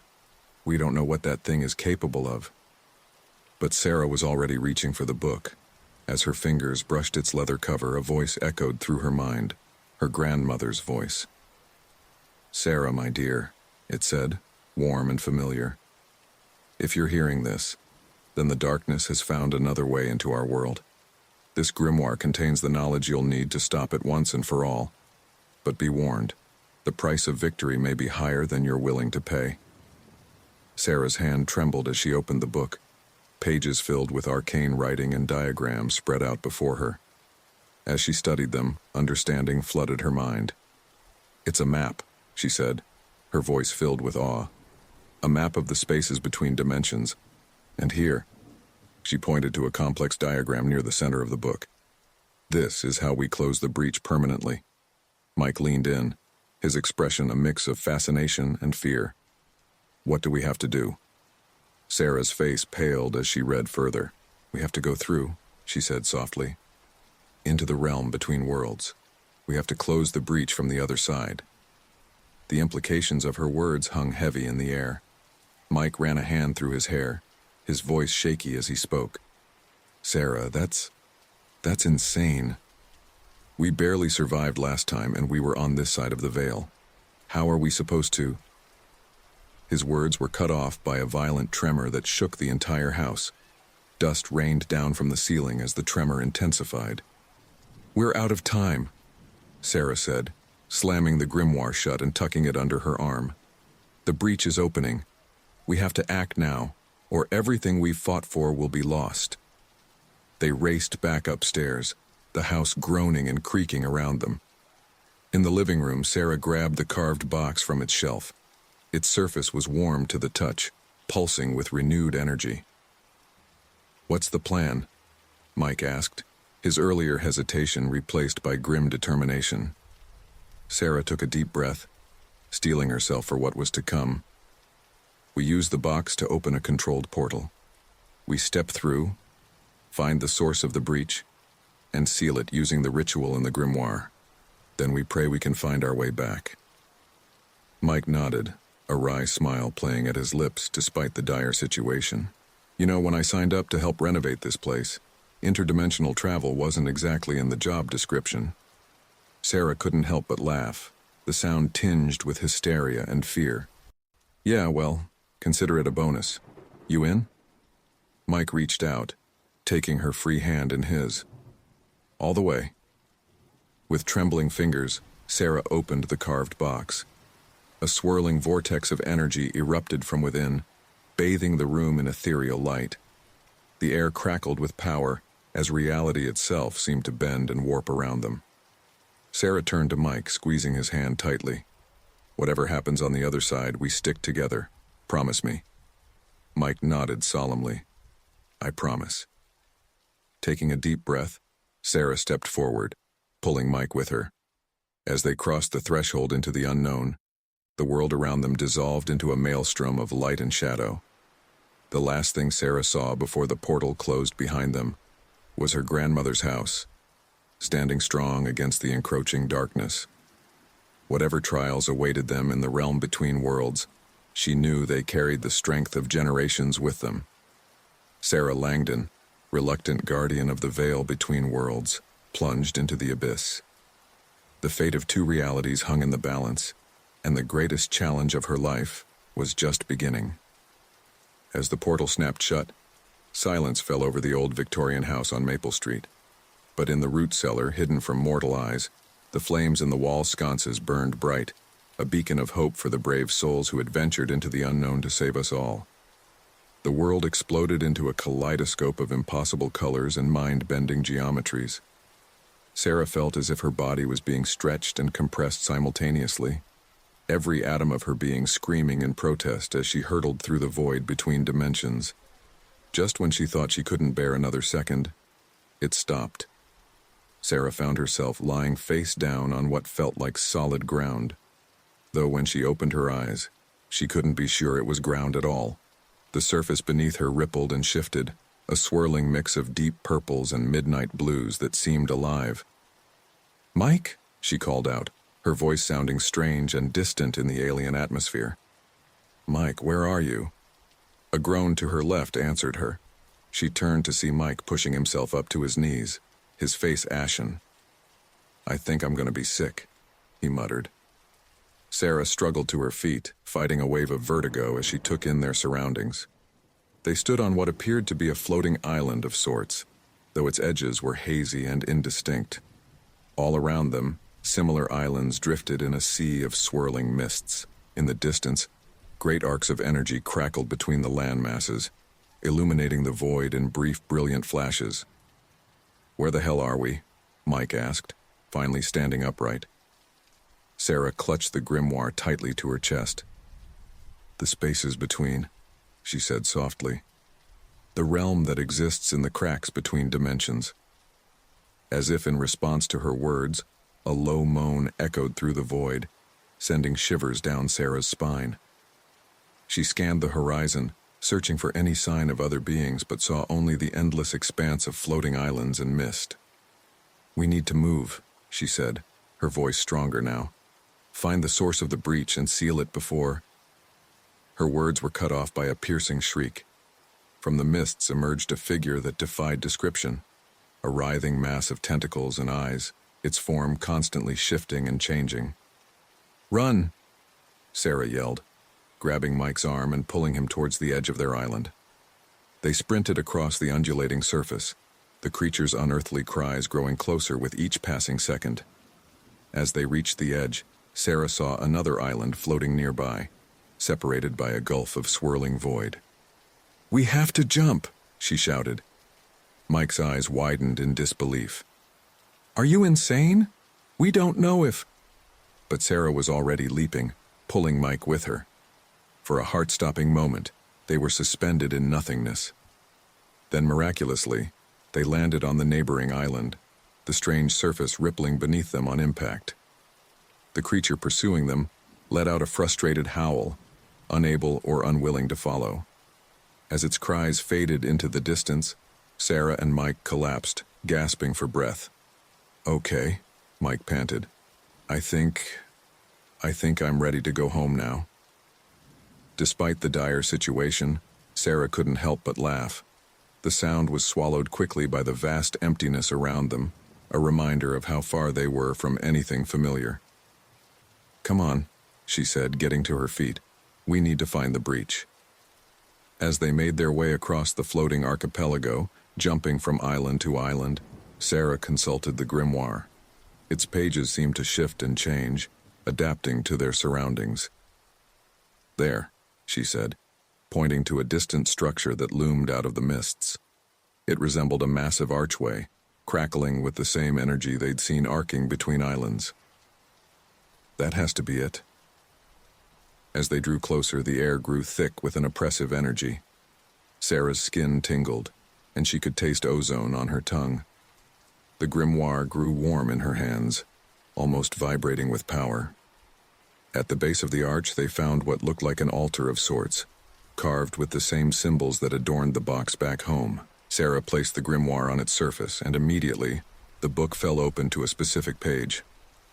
"This is it," she breathed. "The ritual to seal the breach." Mike peered over her shoulder at the arcane writings. "Can you read that?" Sarah nodded slowly. "Somehow, yes, it's like the knowledge is being poured directly into my mind." As she began to decipher the ritual, a low rumble shook the ground beneath them. The arch pulsed with energy, and within its frame a swirling vortex began to form. "Sarah," Mike said, his voice tight with fear, "I think we've got company." From the vortex emerged a figure that made the tentacled monstrosity they'd encountered earlier seem tame by comparison. It was massive, its form a constantly shifting amalgamation of shadow and light. Where a face might have been, there was only a gaping maw of absolute darkness. "Interlopers," it boomed, its voice reverberating through Sarah's very bones. "You dare to trespass in the realm of the void?" Sarah stepped forward, her heart pounding but her voice steady. "We've come to seal the breach. The balance between worlds must be restored." The being let out a laugh that sounded like shattering glass. "Foolish mortal, the breach is of my making. Your world will be consumed, as all worlds eventually are." "Not if we have anything to say about it," Mike growled, moving to stand beside Sarah. The being's attention shifted to Mike, and Sarah felt a wave of malevolent curiosity wash over them. "Ah, the loyal companion," it mused, "so willing to follow her into oblivion. Tell me, human, what would you sacrifice to save your precious world?" Before Mike could respond, tendrils of darkness shot out from the being, wrapping around him and lifting him off the ground. He cried out in pain as the shadows began to seep into his skin. "Mike!" Sarah screamed. She turned to the grimoire, desperately searching for anything that could help. The being's laughter echoed through the void. "Choose, little gatekeeper. Seal the breach and condemn your friend to the void, or save him and doom your world. You cannot have both." Sarah's mind raced. There had to be another way, something her grandmother had prepared for. As her eyes scanned the grimoire's pages, a memory surfaced. Her grandmother's voice, warning her that the price of victory might be higher than she was willing to pay. With sudden clarity, Sarah knew what she had to do. She began to recite the words of the ritual, her voice growing stronger with each syllable. The air around them charged with energy, and the archway began to pulse more intensely. "Sarah, no!" Mike yelled, still struggling against the shadowy tendrils. "Don't sacrifice everything for me."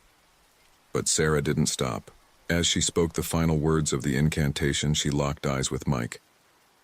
"I'm sorry," she mouthed. A blinding light erupted from the grimoire, enveloping Sarah. She felt her very essence being pulled apart, becoming one with the energy of the ritual. The being of shadow roared in fury and pain as the light seared through its form. "This isn't over, Gatekeeper," it howled as it retreated back through the vortex. "Your sacrifice only delays the inevitable." As the light faded, Mike found himself free of the shadowy bonds. He rushed to where Sarah had been standing, but found only the grimoire, smoking slightly on the altar. "Sarah," he called out, his voice breaking. "Sarah, where are you?"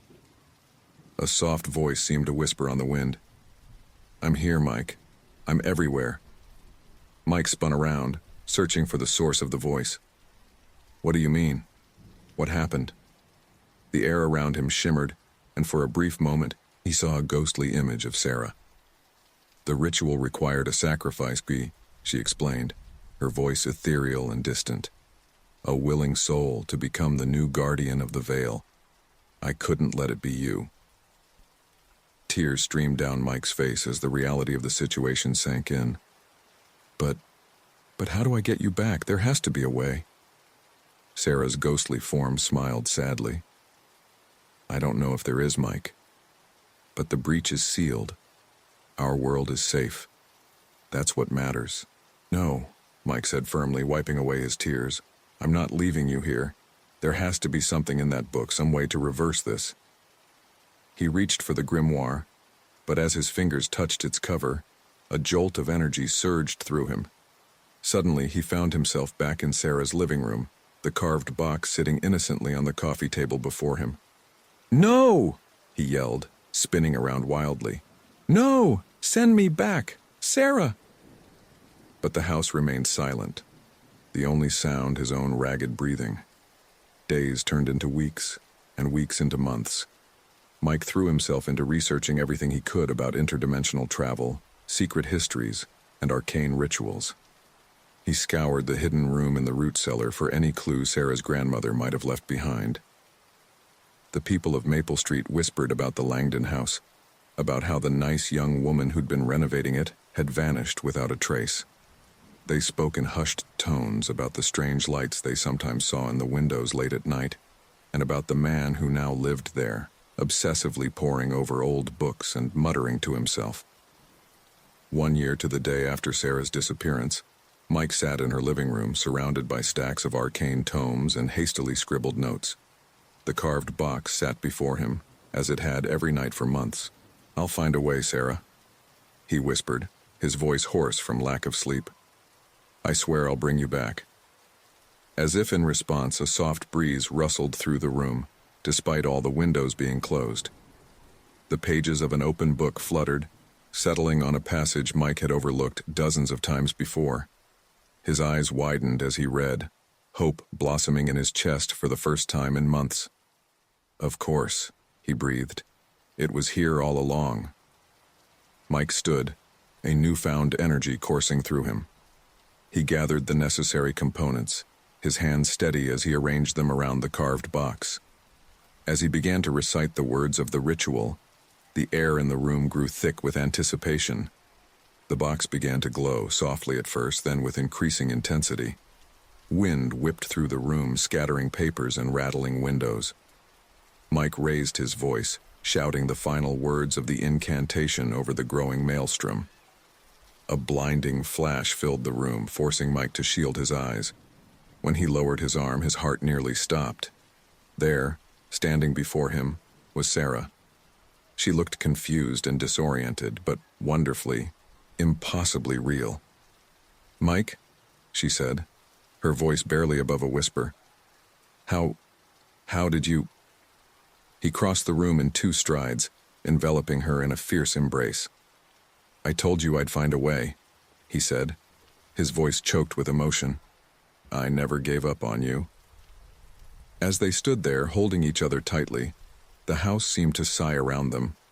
The oppressive energy that had lingered for so long dissipated, leaving behind a sense of peace neither of them had felt in far too long. But even as they reveled in their reunion, a nagging doubt tugged at the back of Mike's mind. The being of Shadow's final words echoed in his memory. "This isn't over, Gatekeeper. Your sacrifice only delays the inevitable." He pushed the thought aside, focusing instead on the miracle before him. Whatever challenges lay ahead, whatever darkness might still be lurking in the spaces between worlds, they would face it together. Sarah pulled back slightly, her eyes searching Mike's face. "How long was I gone?" she asked softly. "A year," Mike replied, his voice thick with emotion. "The longest year of my life." Sarah's eyes widened in disbelief. A year. It felt like no time at all, and at the same time like an eternity. She shook her head, trying to clear the fog of confusion. "Mike, the things I saw, the knowledge I gained, it's all a jumble, but I think it's still inside me somewhere." Mike led her to the couch, sitting down beside her. "What do you mean?" Sarah's brow furrowed in concentration. "The veil between worlds, the forces that shape reality. I was a part of it all, and now that I'm back, I can feel that connection lingering. It's like I've got one foot in our world and one in the spaces between." A chill ran down Mike's spine. Is that safe?" Sarah gave a small, humorless laugh. "I don't know, but I don't think we've seen the last of the darkness. It's still out there waiting. And I think I might be the key to stopping it for good." Mike took her hand, squeezing it gently. "Whatever comes next, we'll face it together. I didn't spend a year bringing you back just to lose you again." Sarah smiled, truly smiled, for the first time since her return. "Together," she agreed. As night fell over Maple Street, the old Victorian house stood silent and still. But within its walls, two people who had journeyed to the very edge of reality and back sat close, planning for whatever challenges lay ahead. The breach was sealed for now, but the war for the fate of two worlds, and the spaces between, was far from over. And Sarah Langdon, once an ordinary woman thrust into an extraordinary legacy, now stood as perhaps the only hope for stemming the tide of darkness that threatened to consume everything.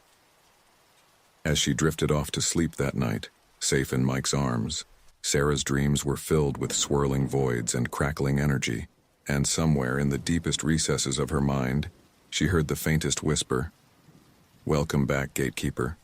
Your journey has only just begun."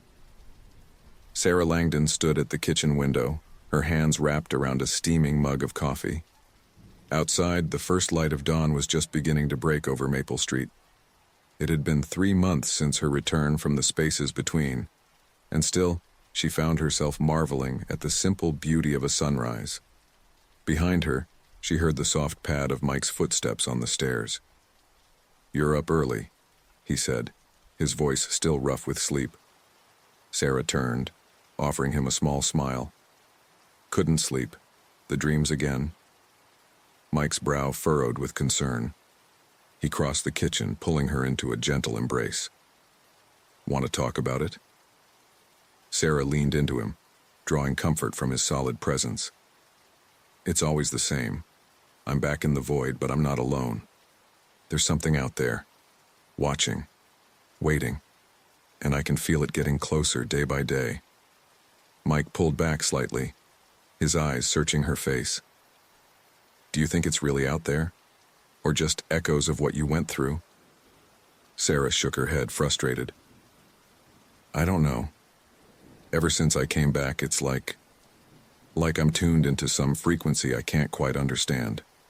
I can feel the veil between worlds, Mike. And it's growing thinner." Before Mike could respond, a sharp knock at the front door made them both jump. They exchanged wary glances. It was barely 6 a.m., far too early for casual visitors. "I'll get it," Mike said, moving towards the hallway. Sarah followed close behind, her heart pounding. As Mike opened the door, she peered around his shoulder, her breath catching in her throat at what she saw. On the porch stood a woman who could have been her grandmother's twin. She wore an old-fashioned dress, her silver hair pulled back in a severe bun. But it was her eyes that held Sarah transfixed. They seemed to swirl with an otherworldly energy. "Hello, Sarah," the woman said, her voice eerily familiar. "It's time we talked." Mike tensed, moving to block the doorway. "Who are you? How do you know Sarah's name?"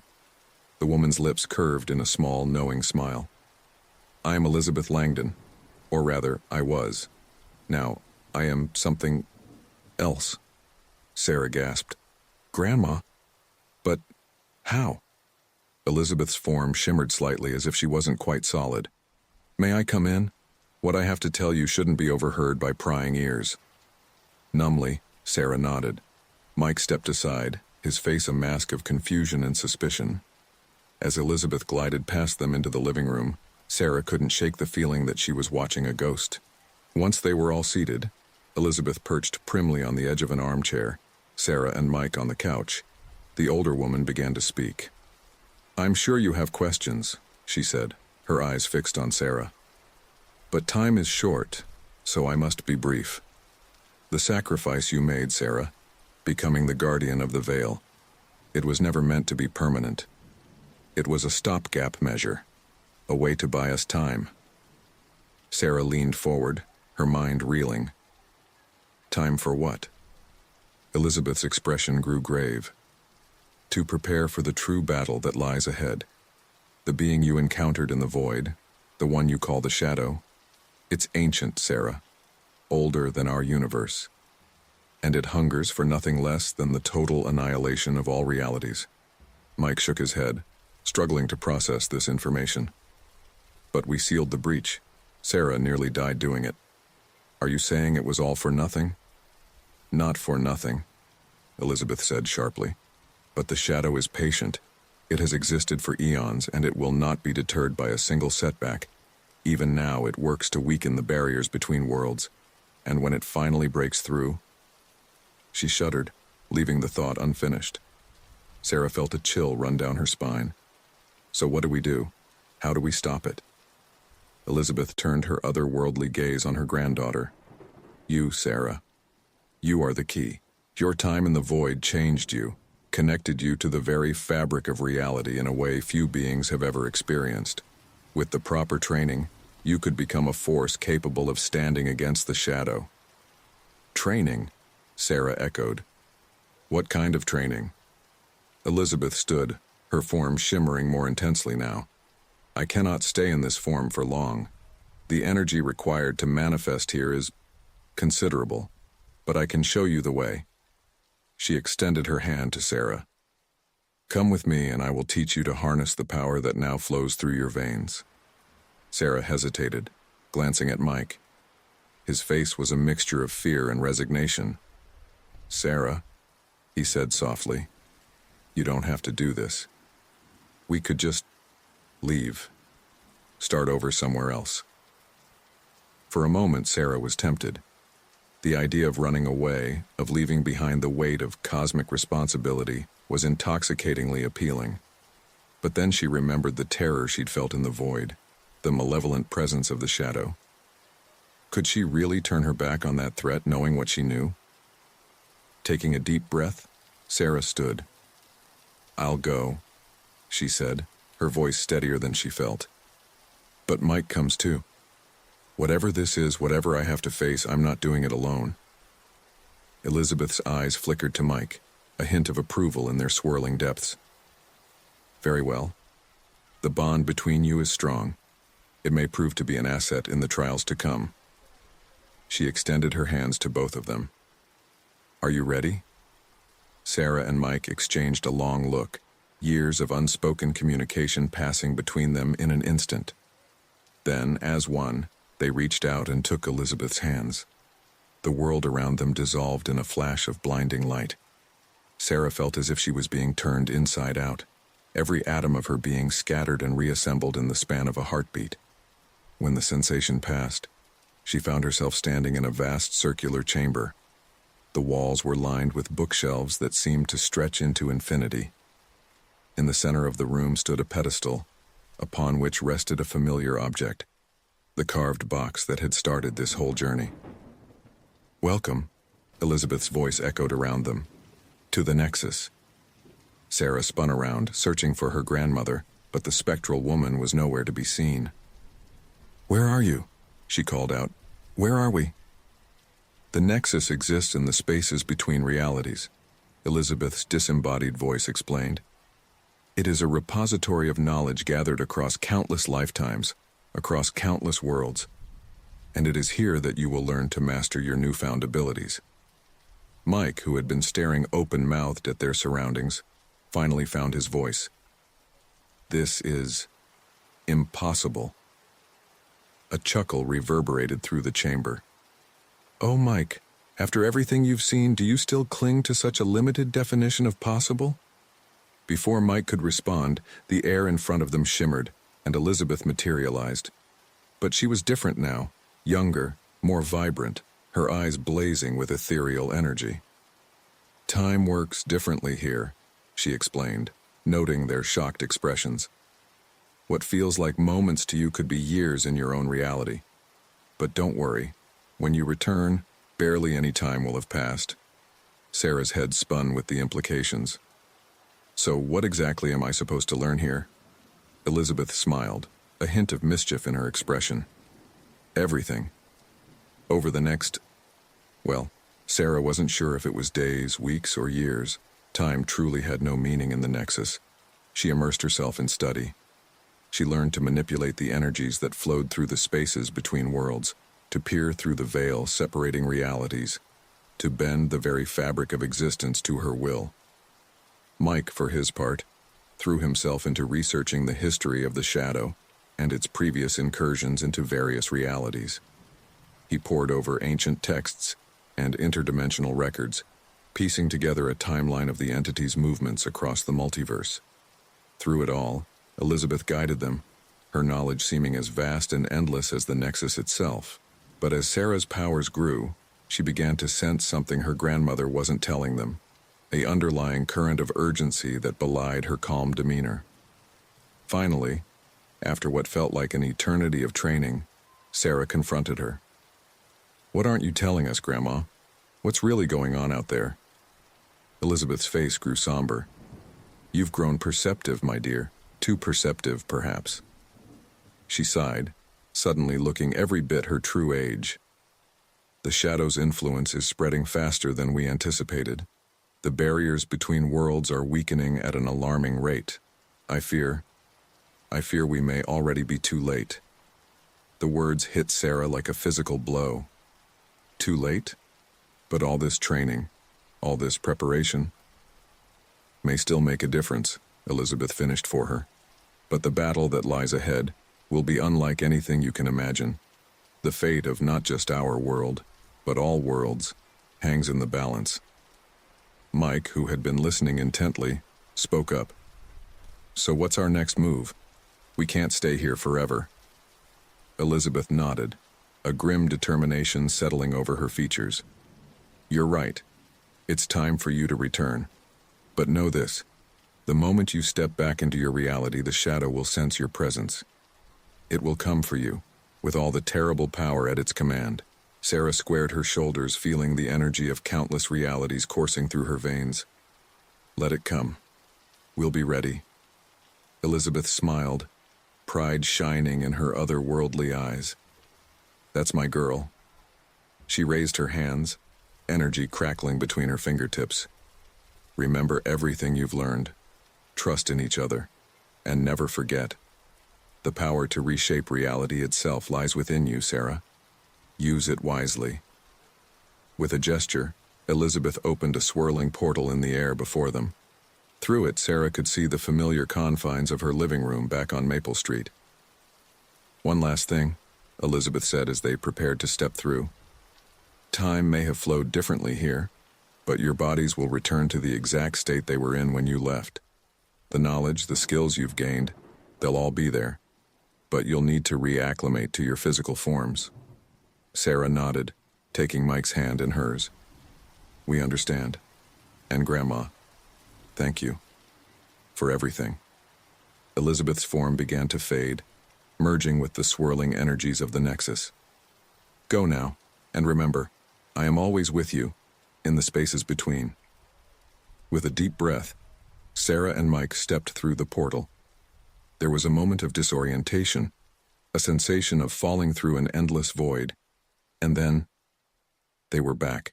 The living room looked exactly as they'd left it, sunlight streaming through the windows. Sarah glanced at the clock on the mantel and gasped. Only 10 minutes had passed since Elizabeth's arrival on their doorstep. Did that really happen? Mike wondered aloud, his voice hoarse. Or was it all some kind of shared hallucination? Sarah flexed her fingers, feeling the familiar tingle of interdimensional energy just beneath her skin. Oh, it happened all right. And now? She turned to Mike, her eyes blazing with newfound power and determination. Now we prepare for war. As if in response to her words, a low rumble shook the house. Outside, the sky began to darken, roiling clouds gathering with unnatural speed. Mike moved to the window, his face pale. Sarah, I think it's starting. Sarah joined him, watching as the storm intensified. But it wasn't just a storm. She could see it now, with her enhanced perception. The very fabric of reality was beginning to fray, dark tendrils of otherworldly energy seeping through the cracks. She turned to Mike, her expression resolute. Get the box. We're going to need every tool at our disposal. As Mike hurried to retrieve the carved box, Sarah stood in the center of the living room, arms outstretched. She closed her eyes, reaching out with her newfound senses to assess the damage to the veil between worlds. What she felt nearly brought her to her knees. The shadow's influence was everywhere, a creeping darkness that threatened to engulf everything she held dear. But beneath that, she sensed something else, a spark of hope, a wellspring of power that connected all realities. Sarah opened her eyes, a fierce smile playing at her lips. The guardian of the veil had returned, and she was ready to fight. As the storm raged outside, and the boundaries between worlds grew ever thinner, Sarah Langdon stood firm, the last line of defense against a darkness older than time itself. The battle for the fate of all realities was about to begin, and in the spaces between, Elizabeth Langdon watched and waited and hoped. The sky over Maple Street had turned an unnatural shade of purple, shot through with veins of sickly green lightning. Wind howled through the trees, carrying with it the faint echoes of unearthly whispers. In the midst of this otherworldly maelstrom stood the old Victorian house, a beacon of relative calm in the growing chaos. Inside, Sarah Langdon stood in the center of her living room, eyes closed, arms outstretched. The air around her crackled with invisible energy. Mike watched from the doorway, the carved box clutched tightly to his chest, his knuckles white with tension. Sarah? He called out, having to raise his voice over the howling wind outside. What do you see? Sarah's eyes snapped open, glowing with an inner light that was both beautiful and terrifying. It's worse than we thought, she said, her voice resonating with power. The shadow isn't just trying to break through in one place. It's attacking the very fabric of reality itself, looking for weak points. As if to emphasize her words, a deafening crack split the air. Through the windows, they saw a jagged tear appear in the sky, revealing a glimpse of the swirling void beyond. Jesus, Mike breathed. What do we do? Sarah turned to him, her expression grim but determined. We fight, but we can't do it alone. She held out her hand. Give me the box. Mike hesitated for just a moment before handing it over. As soon as Sarah's fingers touched the carved wood, the box began to hum with energy. Intricate patterns etched on its surface began to glow, pulsing in time with some unseen rhythm. Sarah placed the box on the coffee table and stepped back. Stand clear, she warned Mike. Then, closing her eyes once more, she began to chant in a language that had never been meant for human tongues. The air in the room grew thick and heavy. Mike felt a pressure building in his ears as if he were deep underwater. The box began to vibrate, then to shake violently. Just when Mike thought it might explode, it burst open in a blinding flash of light. When the spots cleared from his vision, Mike saw that the living room was no longer empty. Standing before them were three figures, each as impossible and awe-inspiring as the last. The first was a towering being of living flame, its body constantly shifting and reforming. Next to it stood a creature that seemed to be made of pure shadow, its edges blurring and melding with the air around it. And between them was a woman of such ethereal beauty that it hurt to look at her directly, her form shimmering like starlight-given flesh. "The Guardians," Sarah breathed, awe evident in her voice despite her newfound power. The flame being spoke first, its voice a crackling roar. "You have called, and we have answered, Gatekeeper. The balance is threatened." The shadow creature's voice was a whisper that somehow filled the entire room. "The void hungers. It seeks to devour all." The radiant woman's words seemed to bypass Mike's ears entirely, resonating directly in his mind. "We stand ready to defend the realms, but our power alone is not enough." Sarah nodded, squaring her shoulders. "I understand. What must we do?" The three guardians exchanged glances before the flame being answered. "The shadow cannot be destroyed, only contained. We must force it back and seal the breaches it has created. But to do so," the shadow creature continued, "we must strike at its heart, in the spaces between realities." The radiant woman fixed her gaze on Sarah. "You, Gatekeeper, must lead us there. Your connection to the void is our pathway." Mike stepped forward, his protective instincts overriding his awe. "Wait just a minute. You're asking Sarah to go back into that place, after everything she's been through?" The Guardians turned their attention to Mike, and he felt the weight of their collective gaze like a physical force. The radiant woman spoke, her voice gentle but firm. "The choice is hers to make. But know this, mortal. If we do not act, there will be nothing left to protect. No world, no reality will be spared the shadow's hunger." Sarah placed a hand on Mike's arm. "It's okay," she said softly. "This is what I've been preparing for. What we've been preparing for." Mike wanted to argue, to find some other way, but deep down he knew Sarah was right. He nodded, swallowing hard against the lump in his throat. "Then I'm coming with you." The flame being's form flared brighter. "The mortal cannot survive in the void." "He can," Sarah said firmly. "I'll protect him." The Guardians exchanged another series of glances, seeming to communicate silently. Finally, the shadow creature spoke. "So be it, but we must act quickly. Even now, the barriers weaken." As if to punctuate its words, another crack split the air outside. Through the windows, they could see more tiers appearing in the fabric of reality, each one revealing glimpses of nightmare realms beyond. Sarah took a deep breath, centering herself. "All right, what's the plan?" The radiant woman stepped forward. "You will open a portal to the heart of the void where the shadow's influence is strongest. We will follow, lending our power to contain and drive back the darkness." "And once we're there?" Mike asked, trying to keep the tremor out of his voice. The flame being's voice was grim. "We fight, with everything we have." Sarah nodded, her expression set with determination. She turned to Mike, taking his hands in hers. "Last chance to back out," she said, managing a small smile. Mike squeezed her hands.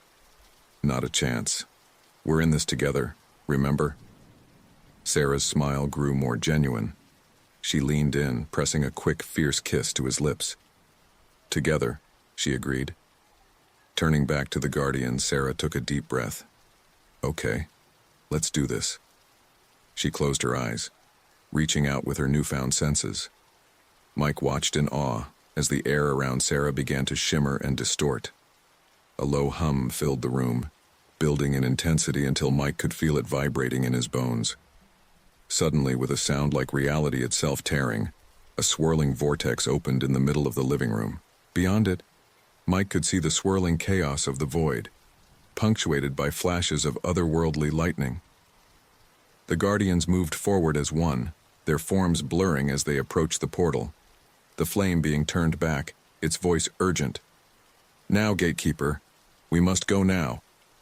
Sarah grabbed Mike's hand, squeezing it tightly. "Ready?" Mike nodded, not trusting himself to speak. Together, they stepped into the vortex. The sensation was even more intense than Mike remembered. He felt as if he was being stretched and compressed simultaneously, every atom of his being screaming in protest. Just when he thought he couldn't bear another second, it stopped. They stood on what passed for solid ground in the void, a floating island of swirling energy, surrounded by an endless expanse of roiling chaos. In the distance, great arcs of power crackled between impossibly shaped structures, and everywhere, penetrating everything, was the presence of the shadow. Mike could feel its malevolent attention focusing on them, a hunger so vast and ancient it defied comprehension. "There," Sarah said, pointing to a massive, writhing darkness that seemed to be the source of the chaos around them. "That's where we need to go."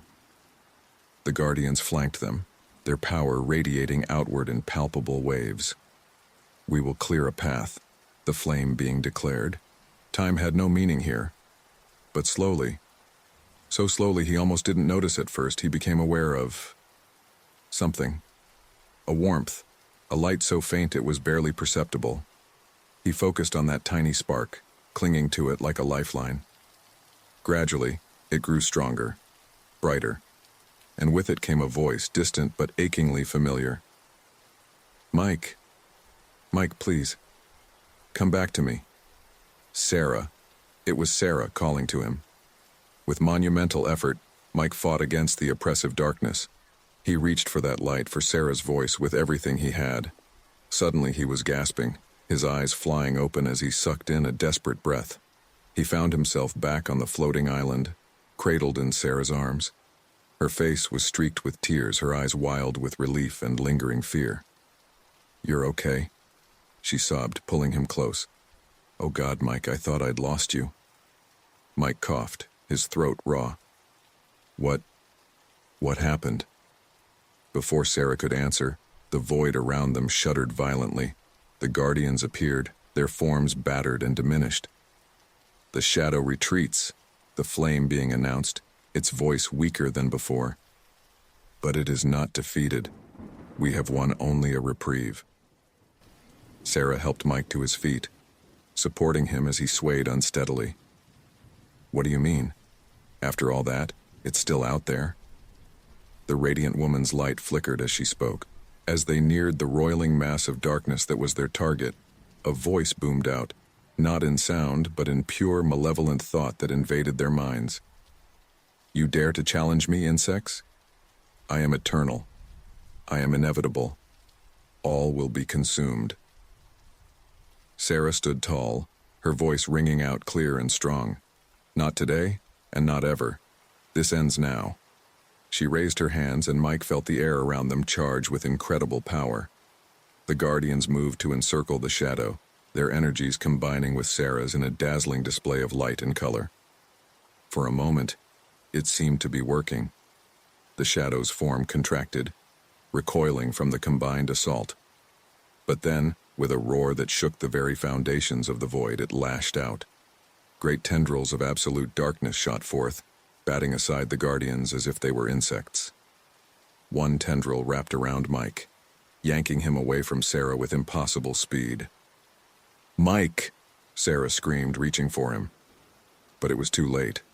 Mike felt himself being pulled into the heart of the shadow, darkness closing in around him. The last thing he saw was Sarah's face, contorted with anguish and rage. Then, nothing.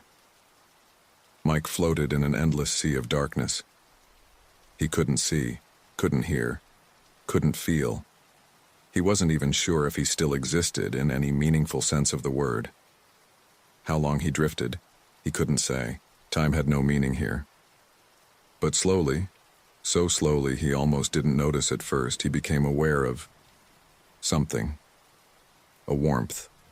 A light so faint it was barely perceptible.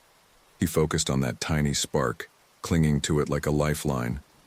Gradually it grew stronger, brighter, and with it came a voice, distant but achingly familiar. Mike.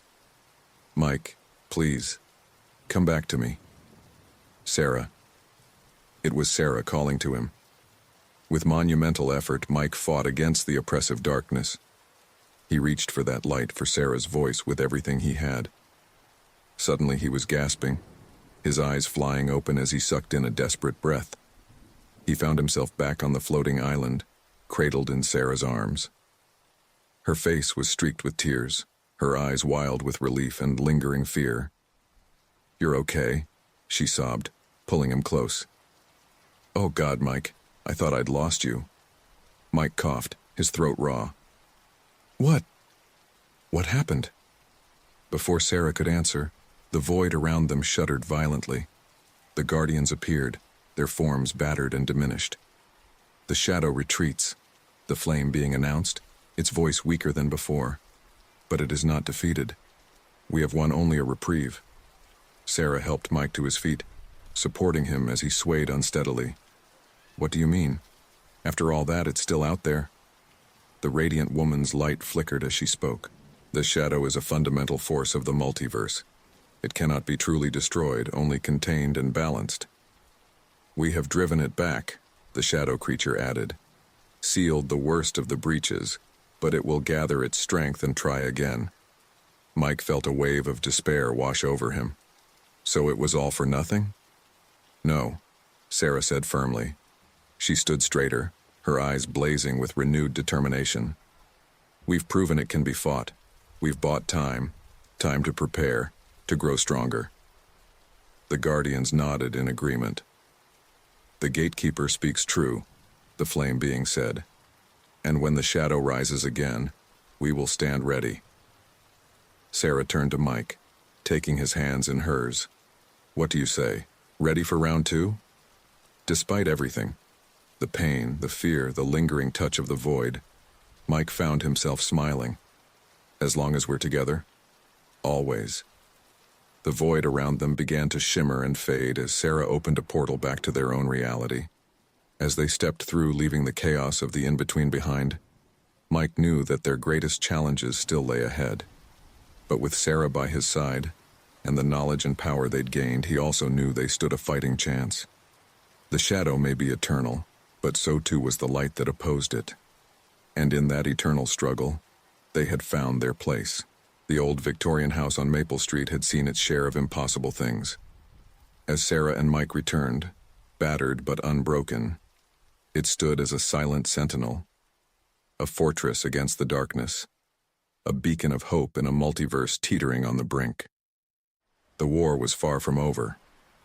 But for now, in this moment of hard-won peace, Sarah Langdon and Mike Benson allowed themselves to breathe, to hold each other close, and to prepare for whatever cosmic horrors tomorrow might bring.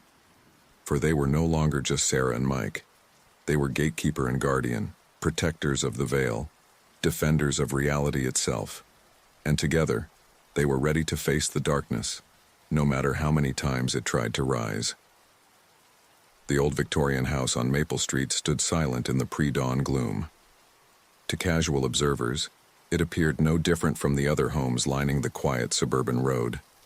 But for those who knew where to look, who could sense the currents of power flowing just beneath the surface of reality, the house pulsed with an otherworldly energy. Inside, Sarah Langdon tossed fitfully in her sleep, locked in the grip of a nightmare that was all too real. In her dream, she stood once again in the swirling chaos of the void. All around her, realities collided and merged, creating impossible landscapes that hurt the mind to contemplate. And there, looming before her, was the shadow, vast, ancient, and hungry. "You cannot escape me, gatekeeper," its voice boomed in her mind. "I am eternal, I am patient, and I will have you in the end." Sarah bolted upright, a scream dying in her throat. Beside her, Mike stirred, his eyes snapping open with the hyper-alertness of someone used to being woken by danger. "Sarah?" he asked, his voice rough with sleep. "What is it? Another nightmare?" She nodded, drawing in a shaky breath. It felt so real, like it was really there talking to me. Mike sat up, wrapping an arm around her shoulders. It's okay, we're safe. We drove it back, remember? For now, Sarah said grimly. She glanced at the bedside clock, 4:37 a.m. With a sigh, she swung her legs over the side of the bed. No point trying to sleep now. Might as well get an early start. As Sarah padded downstairs to make coffee, Mike followed, concern etched on his face. In the 6 months since their battle in the void, these nightmares had become increasingly frequent. He watched as she moved around the kitchen, her movements automatic but tense, like a coiled spring ready to snap. Maybe we should talk to the Guardians again, he suggested, not for the first time. See if there's a way to shore up your mental defenses or something. Sarah shook her head, pouring 2 mugs of steaming coffee. They've got their hands full keeping an eye on the boundaries between realities. Besides, I'm not sure this is something they can help with. It's like the shadow left a piece of itself inside me, a connection I can't shake. Mike accepted his mug, frowning. That doesn't sound good. What if it's trying to influence you somehow? I've considered that, Sarah admitted, but I don't think that's it. It's more like a warning or a challenge. She took a long sip of coffee, her eyes distant. I think it's gearing up for another attack. A big one. Before Mike could respond, a sharp knock at the front door made them both jump. They exchanged wary glances. Even now, months after the battle, unexpected visitors set them on edge.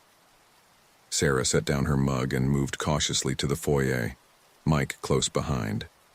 Through the frosted glass of the door, they could make out a figure, tall, broad-shouldered, and decidedly not human. With a deep breath, Sarah opened the door. Standing on the porch, his flame-like body dimmed to a dull orange glow, was the Guardian of Fire. Gatekeeper, he rumbled, inclining his head slightly. We must speak. Sarah stepped back, gesturing for him to enter. As the Guardian crossed the threshold, the air in the foyer shimmered with heat haze. What's happened? Sarah asked, leading the way to the living room. Is it the shadow? The Guardian's form flickered, a sign of agitation. Not directly, but there have been disturbances, ripples in the fabric of reality that we cannot account for. Mike frowned, leaning against the doorframe. What kind of disturbances? Anomalies, the Guardian said. Places where the laws of physics bend or break entirely. Time flowing backwards or sideways. Entire towns vanishing and reappearing miles away, their inhabitants unaware anything has changed. Sarah sank onto the couch, her face pale. It's starting, isn't it? The shadow's next move? The Guardian's flame-like head tilted in what might have been a nod. We believe so, but there is more. These anomalies, they seem to be concentrated around certain individuals, humans who have been touched by the void in some way. Mike's eyes widened. Like Sarah? Precisely, the Guardian confirmed. Which is why we've come to you, Gatekeeper. We need your help to investigate these anomalies, to understand what the Shadow is planning before it's too late. Sarah stood, her expression resolute. Of course. What do you need me to do? The Guardian's form pulsed brightly. We have identified several individuals who may be at the center of these disturbances. We need you to make contact with them, to see if they are aware of what's happening and if they pose a threat. Or if they need protection, Mike added. Indeed, the Guardian agreed. The Shadow may be targeting these individuals, using them as conduits to weaken the barriers between realities. Sarah nodded, her mind already racing with possibilities. All right, give me the details, and we'll get started right away. As the Guardian relayed the information, Sarah felt a mixture of dread and anticipation settling in her gut. This was it, the next phase of their cosmic war, and somehow she knew it would make their previous battles seem like mere skirmishes. 3 days later, Sarah and Mike found themselves in the small town of Millhaven, following up on the first name on the Guardian's list, Dr. Evelyn Marsh. a quantum physicist whose recent experiments had drawn the attention of both scientific journals and government agencies. As they pulled up to the modest ranch house on the outskirts of town, Sarah felt a familiar tingle at the base of her skull, the same sensation she got when near a weak spot in the fabric of reality. "You feel it too?" Mike asked, noticing her expression. Sarah nodded. "It's subtle, but definitely there. Something's not right here." They approached the front door, Sarah's senses on high alert. Before they could knock, the door swung open, revealing a woman in her late 40s with wild gray hair and eyes that seemed to look right through them. "You're late," Dr. Marsh said matter-of-factly. "I expected you yesterday." Sarah and Mike exchanged puzzled glances. "I'm sorry," Sarah began, "but we didn't—" "Oh, never mind that," Dr. Marsh interrupted, waving a hand dismissively. "You're here now. That's what matters. Come in, come in. We have much to discuss." Bewildered, they followed the scientist into a living room that looked like it had been hit by a tornado of paper and electronic equipment. Every surface was covered in scribbled equations, diagrams, and printouts of data Sarah couldn't begin to comprehend. Dr. Marsh," Mike ventured, "how did you know we were coming?" The physicist paused in her frantic gathering of papers, fixing them with an intense stare. "The same way I know everything these days. I saw it, just like I see the cracks spreading through our reality, the darkness seeping in at the edges." She shuddered. "It's beautiful and terrifying, isn't it?" Sarah stepped forward, her heart racing. "Dr. Marsh, what exactly have you seen? What do you know about the shadow?" "Shadow?" Evelyn laughed, a brittle sound. "Oh, my dear, that's such an inadequate term for it. It's so much more. The absence of everything, the hunger at the heart of existence." Her eyes grew distant. "I glimpsed it, you know, in my experiments. Opened a door I shouldn't have, and it looked back at me." Mike moved closer to Sarah, his voice low. "I think we might be dealing with more than just an anomaly here." Sarah nodded, not taking her eyes off the increasingly agitated scientist. "Dr. Marsh," she said gently, "I know this is difficult to process, but we're here to help. We've faced the shadow before, fought it back, and we can do it again, with your help." Evelyn's gaze snapped back to Sarah, suddenly sharp and focused. You're the one, aren't you? The gatekeeper." She lunged forward, grabbing Sarah's arm with surprising strength. "You have to stop it. It's coming, don't you see? It's found a way in, and it's using us. All of us who've touched the void. We're like beacons, drawing it closer with every breath." Before Sarah could respond, the air around them seemed to ripple and distort. The walls of the house became translucent, revealing glimpses of other places, other times. A primordial jungle, a futuristic cityscape, a barren moon orbiting a gas giant. "Oh God," Mike breathed. "What's happening?" "Reality's thinning," Sarah said grimly. She turned back to Evelyn, grasping the woman's shoulders. "Dr. Marsh, listen to me. You need to focus. Whatever you opened in your experiments, whatever connection you forged with the void, you need to close it. Now." Evelyn's eyes darted wildly around the room, taking in the impossible vistas flickering in and out of existence. I don't know how. It's too strong, too vast. How can you fight something that vast?" Sarah took a deep breath, centering herself. She could feel the power within her responding to the chaos around them, pushing against the encroaching void. "Together," she said firmly. "We fight it together." She reached out with her gatekeeper senses, probing the fabric of reality around them. There, a fissure, microscopic but growing, pulsing with dark energy. Sarah focused her will on it, imagining it sealing shut, reality knitting itself back together. For a moment, nothing happened. Then, with a sound like a massive rubber band snapping, the fissure closed. The visions of other worlds vanished, leaving them standing in Dr. Marsh's cluttered living room once more. Evelyn sagged in Sarah's grip, suddenly looking every one of her years and then some. It's gone," she whispered. "The visions, the knowledge. It's all gone. Sarah helped her to a nearby armchair. I'm sorry, she said softly. But it was necessary.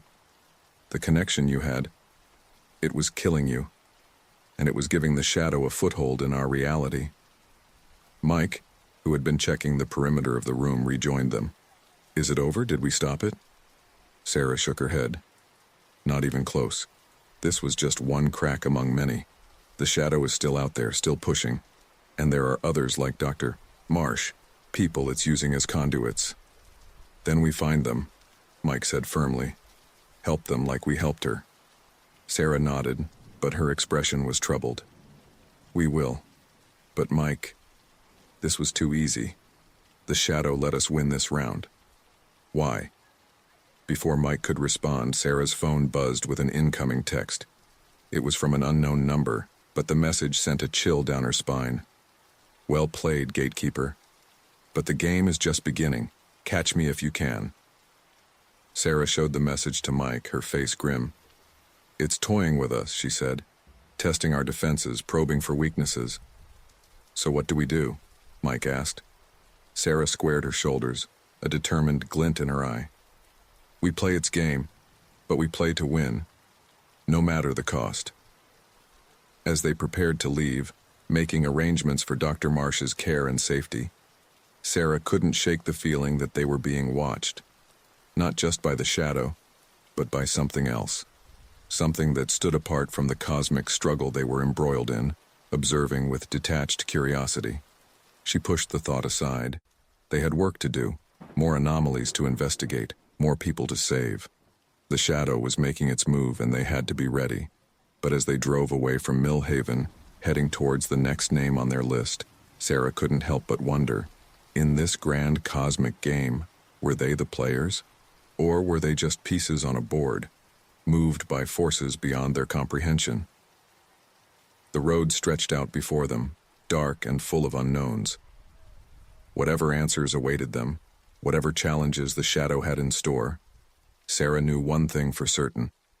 The real battle was just beginning, and the fate of not just their world, but all of reality hung in the balance. As the sun set behind them, painting the sky in shades of blood and fire, Sarah Langdon, gatekeeper, protector of realities, reluctant cosmic warrior, steeled herself for the trials ahead. The shadow may be vast and ancient, a force of nature unto itself. But she had something it could never understand, never replicate: hope. And as long as that flame burned within her, she would fight. For Mike, for Dr. Marsh, for every soul in every reality touched by the creeping darkness. The war for existence itself raged on, silent and invisible to most. But for those who could see, who could feel the tremors in the fabric of reality, the message was clear. The board was set. The pieces were moving, and the ultimate game of cosmic chess had only just begun. The motel room was bathed in the sickly glow of a flickering neon sign outside the window. Sarah Langdon sat cross-legged on the worn carpet, surrounded by a circle of candles. Her eyes were closed, brow furrowed in concentration as she reached out with her gatekeeper senses, probing the fabric of reality around them. Mike paced the small room, occasionally glancing at the map pinned to the wall. Red pins marked the locations of anomalies they'd investigated over the past month. A dozen points scattered across the country, each representing a brush with cosmic horror that left them more unsettled than the last. Anything? He asked, trying to keep the impatience from his voice. Sarah's eyes snapped open, a mixture of frustration and fear in their depths. It's getting worse, she said softly. The barriers between realities, they're wearing thin, like tissue paper stretched to its breaking point. Mike sank onto the edge of the bed, running a hand through his hair. How long do we have? Sarah shook her head, extinguishing the candles with a wave of her hand. I don't know. Days? Weeks? The shadow is patient. It's playing the long game, wearing down our defenses bit by bit. As if to emphasize her point, the air in the room suddenly shimmered. For a brief moment, The tacky floral wallpaper was replaced by a vista of an alien landscape, purple skies, twin suns, and crystalline structures that defied Euclidean geometry. Mike blinked, and the vision was gone. But the aftertaste of wrongness lingered, leaving him feeling slightly nauseous. "That's new," he muttered. Sarah nodded grimly. "The bleed-throughs are getting more frequent. Reality is becoming unstable." Before Mike could respond, Sarah's phone buzzed. She glanced at the screen, her expression darkening. Another anomaly. Oakwood, Pennsylvania. Reports of time storms and people aging backwards. Mike was already reaching for his jacket. "How far?" "About 3 hours from here," Sarah said, gathering their meager belongings. "If we leave now, we can be there by dawn." As they hurried to the car, neither of them noticed the shadows in the corner of the room coalescing into a vaguely humanoid shape. It watched them go, its featureless face twisting into something that might have been a smile on a human visage. The game continued. The sun was just peeking over the horizon as they entered Oakwood. At first glance, it seemed like any other small town. Quaint storefronts, tree-lined streets, a town square dominated by an old-fashioned clock tower. But as they drove deeper into town, the wrongness became apparent. Shop windows reflected scenes from different eras. Horse-drawn carriages one moment, flying cars the next. People on the sidewalks flickered in and out of focus, their clothing and appearances shifting through decades in the blink of an eye. "Jesus," Mike breathed. "It's like the whole town is unstuck in time." Sarah nodded, her knuckles white on the steering wheel. "The veil between realities is paper-thin here. We need to find the source and seal it fast before—" Her words were cut off by a deafening crack. The clock tower in the town square began to crumble, its face shattering to reveal a swirling vortex of temporal energy. "Too late," Sarah said grimly. She slammed on the brakes, throwing the car into park. "We need to evacuate the town, now." They sprang into action, Sarah using her gatekeeper abilities to amplify her voice to an impossible volume. "Everyone, listen to me. You're in danger.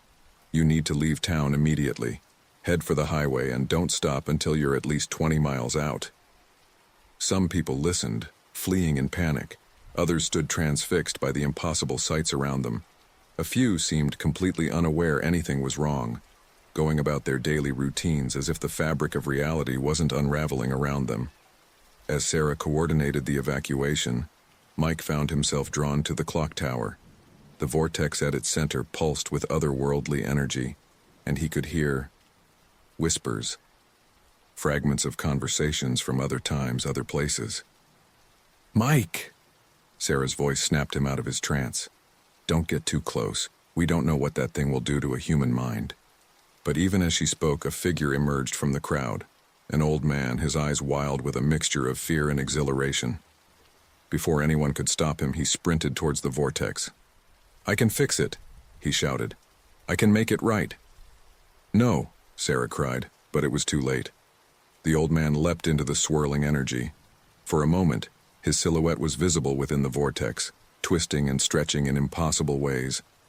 Then, with a sound like reality itself tearing, he vanished. The vortex pulsed, growing larger. Buildings around the square began to warp and shift, their architecture cycling through different historical periods in a dizzying display. "We need to close it," Sarah said, her voice tight with urgency. "Whatever that man did, it's destabilized things even further." Mike nodded, forcing himself to look away from the hypnotic swirl of the vortex. "What do you need me to do?" Sarah's eyes glowed with inner fire as she accessed her gatekeeper abilities. "Keep everyone back.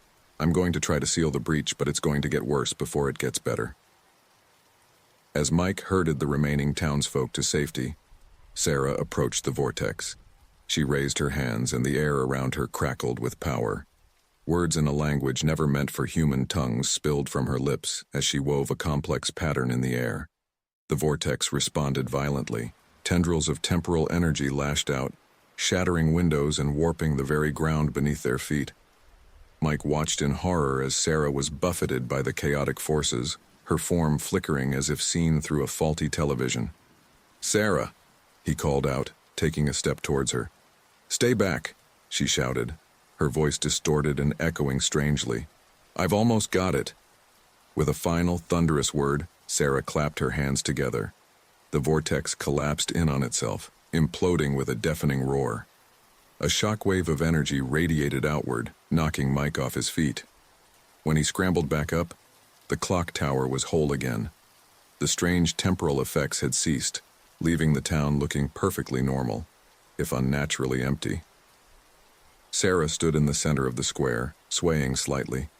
As Mike rushed to her side, he saw that her hair had gone completely white. "Sarah?" he said softly, supporting her weight. "Are you okay?" She nodded weakly. "It's sealed, for now.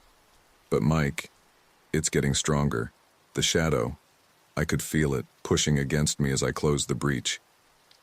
Before Mike could respond, a slow clapping sound echoed across the square. They turned to see a figure emerging from the shadows of a nearby alley, a man in a crisp black suit, his features unremarkable yet somehow difficult to focus on. "Well done, gatekeeper," the man said, his voice smooth and cold as ice. "You've passed another test. But how many more can you endure before you break, I wonder?" Sarah straightened, pushing away from Mike to stand on her own. "Who are you?" she demanded. "What do you want?" The man's smile never reached his eyes. "Oh, I think you know who, or rather what, I am. As for what I want," he spread his hands in a gesture that might have been conciliatory on anyone else. "I want what I've always wanted. To consume, to expand, to become all that is, was, or ever will be." Mike felt a chill run down his spine as realization dawned. "You're the shadow, or a manifestation of it." The man, the thing wearing the shape of a man, inclined its head slightly. "A crude approximation, but not inaccurate. I am an emissary, you might say, a herald of what's to come." Sarah's hands clenched into fists, energy crackling around them. "We've beaten you before. We'll do it again." The shadow thing laughed, a sound like glass breaking. "Oh, my dear gatekeeper, you've won battles, yes. But the war has only just begun." With that, it began to walk towards them. Mike tensed, ready for an attack, but Sarah held out a hand to stop him. "Don't," she warned. "It's not really here. It's projecting itself somehow." Sure enough, as the figure drew closer, they could see that it lacked substance. It was like a hologram, three-dimensional but ultimately intangible. The shadow thing stopped a few feet away, its featureless face somehow conveying amusement. "You're learning, gatekeeper. Good. You'll need every scrap of knowledge, every ounce of power you can muster for what's coming." Sarah's eyes narrowed. "And what exactly is coming?" The thing's form flickered, momentarily revealing glimpses of the void beyond, a vastness that hurt the mind to contemplate. The end of everything, of course, the grand confluence of all realities, all possibilities, collapsing into a single point of infinite potential, and from that point, rebirth. A new multiverse, shaped by my will alone. Mike felt his head spinning, trying to grasp the scale of what this thing was describing. "Why are you telling us this? Why not just do it?" The shadow thing turned its attention to Mike, and he felt the weight of eons in its gaze. "Because, mortal, the game must be played fairly. It's a fundamental law of existence. Free will must be preserved, choices must be made. I cannot simply unmake reality on a whim. It must be accepted, embraced even." "Never," Sarah spat. "We'll fight you every step of the way." The thing's smile widened, revealing teeth that were just a bit too sharp to be human. "Oh, I'm counting on it. Your resistance gives shape to the game, you see. It makes victory all the sweeter." It began to fade, its form becoming translucent. "Prepare yourselves, gatekeeper. The final move approaches. When next we meet, the fate of all existence will hang in the balance." With that, it vanished entirely. The oppressive atmosphere that had accompanied its presence lifted, leaving Sarah and Mike standing alone in the eerily quiet town square. For a long moment, Neither of them spoke. Then Sarah sank to her knees, her body shaking with silent sobs. Mike knelt beside her, pulling her into a tight embrace. Hey, it's okay. We're still here. We're still fighting." Sarah looked up at him, her eyes red-rimmed but filled with a mixture of fear and determination. "But for how long, Mike? You heard what it said. The end of everything. How do we fight something like that?" Mike wished he had an answer. Instead, he simply held her closer, offering what comfort he could in the face of cosmic horror. As the sun climbed higher in the sky, casting long shadows across the abandoned town, they both knew that their greatest challenge yet lay ahead. The shadow had shown its hand, revealed the scope of its terrifying ambition. Now it was up to them to find a way to stop it, or watch as all of reality crumbled into nothingness. The drive back to Sarah's house on Maple Street was tense and quiet. Both of them were lost in thought, trying to process the enormity of what they'd learned. As they pulled into the driveway, Sarah suddenly stiffened. "Something's wrong," she said, her voice tight. Mike followed her gaze to the front porch. The door was slightly ajar, swinging gently in the breeze. They approached cautiously, Sarah's hands glowing with barely contained power. Mike picked up a fallen branch from the yard, hefting it like a club. But as they entered the house, it became clear that whoever, or whatever, had broken in was long gone. The place had been ransacked, drawers pulled out and contents strewn across the floor. What were they looking for? Mike wondered aloud. Sarah's face had gone pale. "The box," she whispered. She sprinted up the stairs, taking them two at a time. Mike followed, his heart pounding. He found Sarah in her bedroom, staring at an empty space on her bookshelf where the carved box, the one that had started this whole journey, had once sat. "It's gone," she said, her voice hollow. "They took it." Mike ran a hand through his hair, frustration and fear warring for dominance. Okay, let's think this through. Who could have known about the box? Who would want it? Sarah's eyes widened as a terrible thought struck her. "The Guardians," she breathed. "We need to contact them, now." She closed her eyes, reaching out with her gatekeeper senses. For a long moment, nothing happened.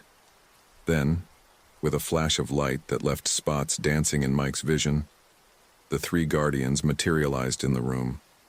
The flame being spoke first, its voice urgent. "Gatekeeper, we sensed your distress. What has happened?"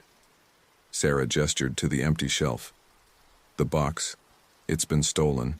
Please tell me it wasn't you." The shadow creature's form roiled with agitation. "We would never betray your trust in such a manner, Gatekeeper. But this is grave news indeed." The radiant woman stepped forward, her light dimming slightly as if in sympathy with their distress. "The box is more than just a relic, Sarah Langdon. It is a key to the spaces between realities." Mike felt his stomach drop. "A key? You mean..." The flame being nodded solemnly. "In the wrong hands, it could be used to tear open the veil between worlds, to create a breach large enough for the shadow to pour through, unimpeded." Sarah sank onto the edge of the bed, her face ashen. "So that's its endgame. It's not trying to break through on its own. It's trying to get us to open the door for it." The shadow creature's voice was grim. "Precisely. And with the box in its possession, it now has the means to do so." Mike's mind raced, trying to find some glimmer of hope in this dire situation. "But it still needs someone to use the box, right? Someone with the knowledge to activate it?" The radiant woman's light pulsed in what might have been a nod. "Correct. The box requires a being of significant power to unlock its full potential. A being like me," Sarah finished, her voice barely above a whisper. "It needs me." The flame being's form flared brightly. "Which means you are in grave danger, Gatekeeper. The shadow will stop at nothing to acquire you, to force you to open the way for it." Mike moved to Sarah's side, placing a protective hand on her shoulder. "So what do we do? How do we stop it?" The guardians exchanged glances, communicating silently in that unsettling way of theirs. Finally, the shadow creature spoke. There is a possibility, a desperate gambit, but perhaps our only hope. Sarah looked up, a spark of determination returning to her eyes. Tell me. The radiant woman's voice was soft but intense. We must take the fight to the shadow's domain, enter the spaces between realities and confront it on its own turf. Mike felt his head spinning. Is that even possible? I mean, last time we barely made it out alive, and that was just the outer edges of the void. The flame being's voice was solemn. It is possible, but incredibly dangerous. The deeper realms of the void are not meant for mortal minds. The very laws of physics break down there. Time and space become fluid. Sarah stood, her expression set with grim determination. But if we succeed, we could, and the guardians were silent for a long moment. Then the shadow creature spoke, its voice filled with an emotion Mike couldn't quite identify. Perhaps. But the cost would be unimaginable. Sarah's jaw clenched. Whatever it takes. I won't let it destroy everything we fought so hard to protect. Mike wanted to argue, to find another way, but he knew that look in Sarah's eyes. There would be no talking her out of this. If we're doing this, he said, squeezing her hand, we're doing it together, all the way. Sarah managed a small, grateful smile. Together, she agreed. The guardians nodded in unison. Then it is decided, the flame being intoned. We will prepare the ritual to open a gateway to the deepest reaches of the void.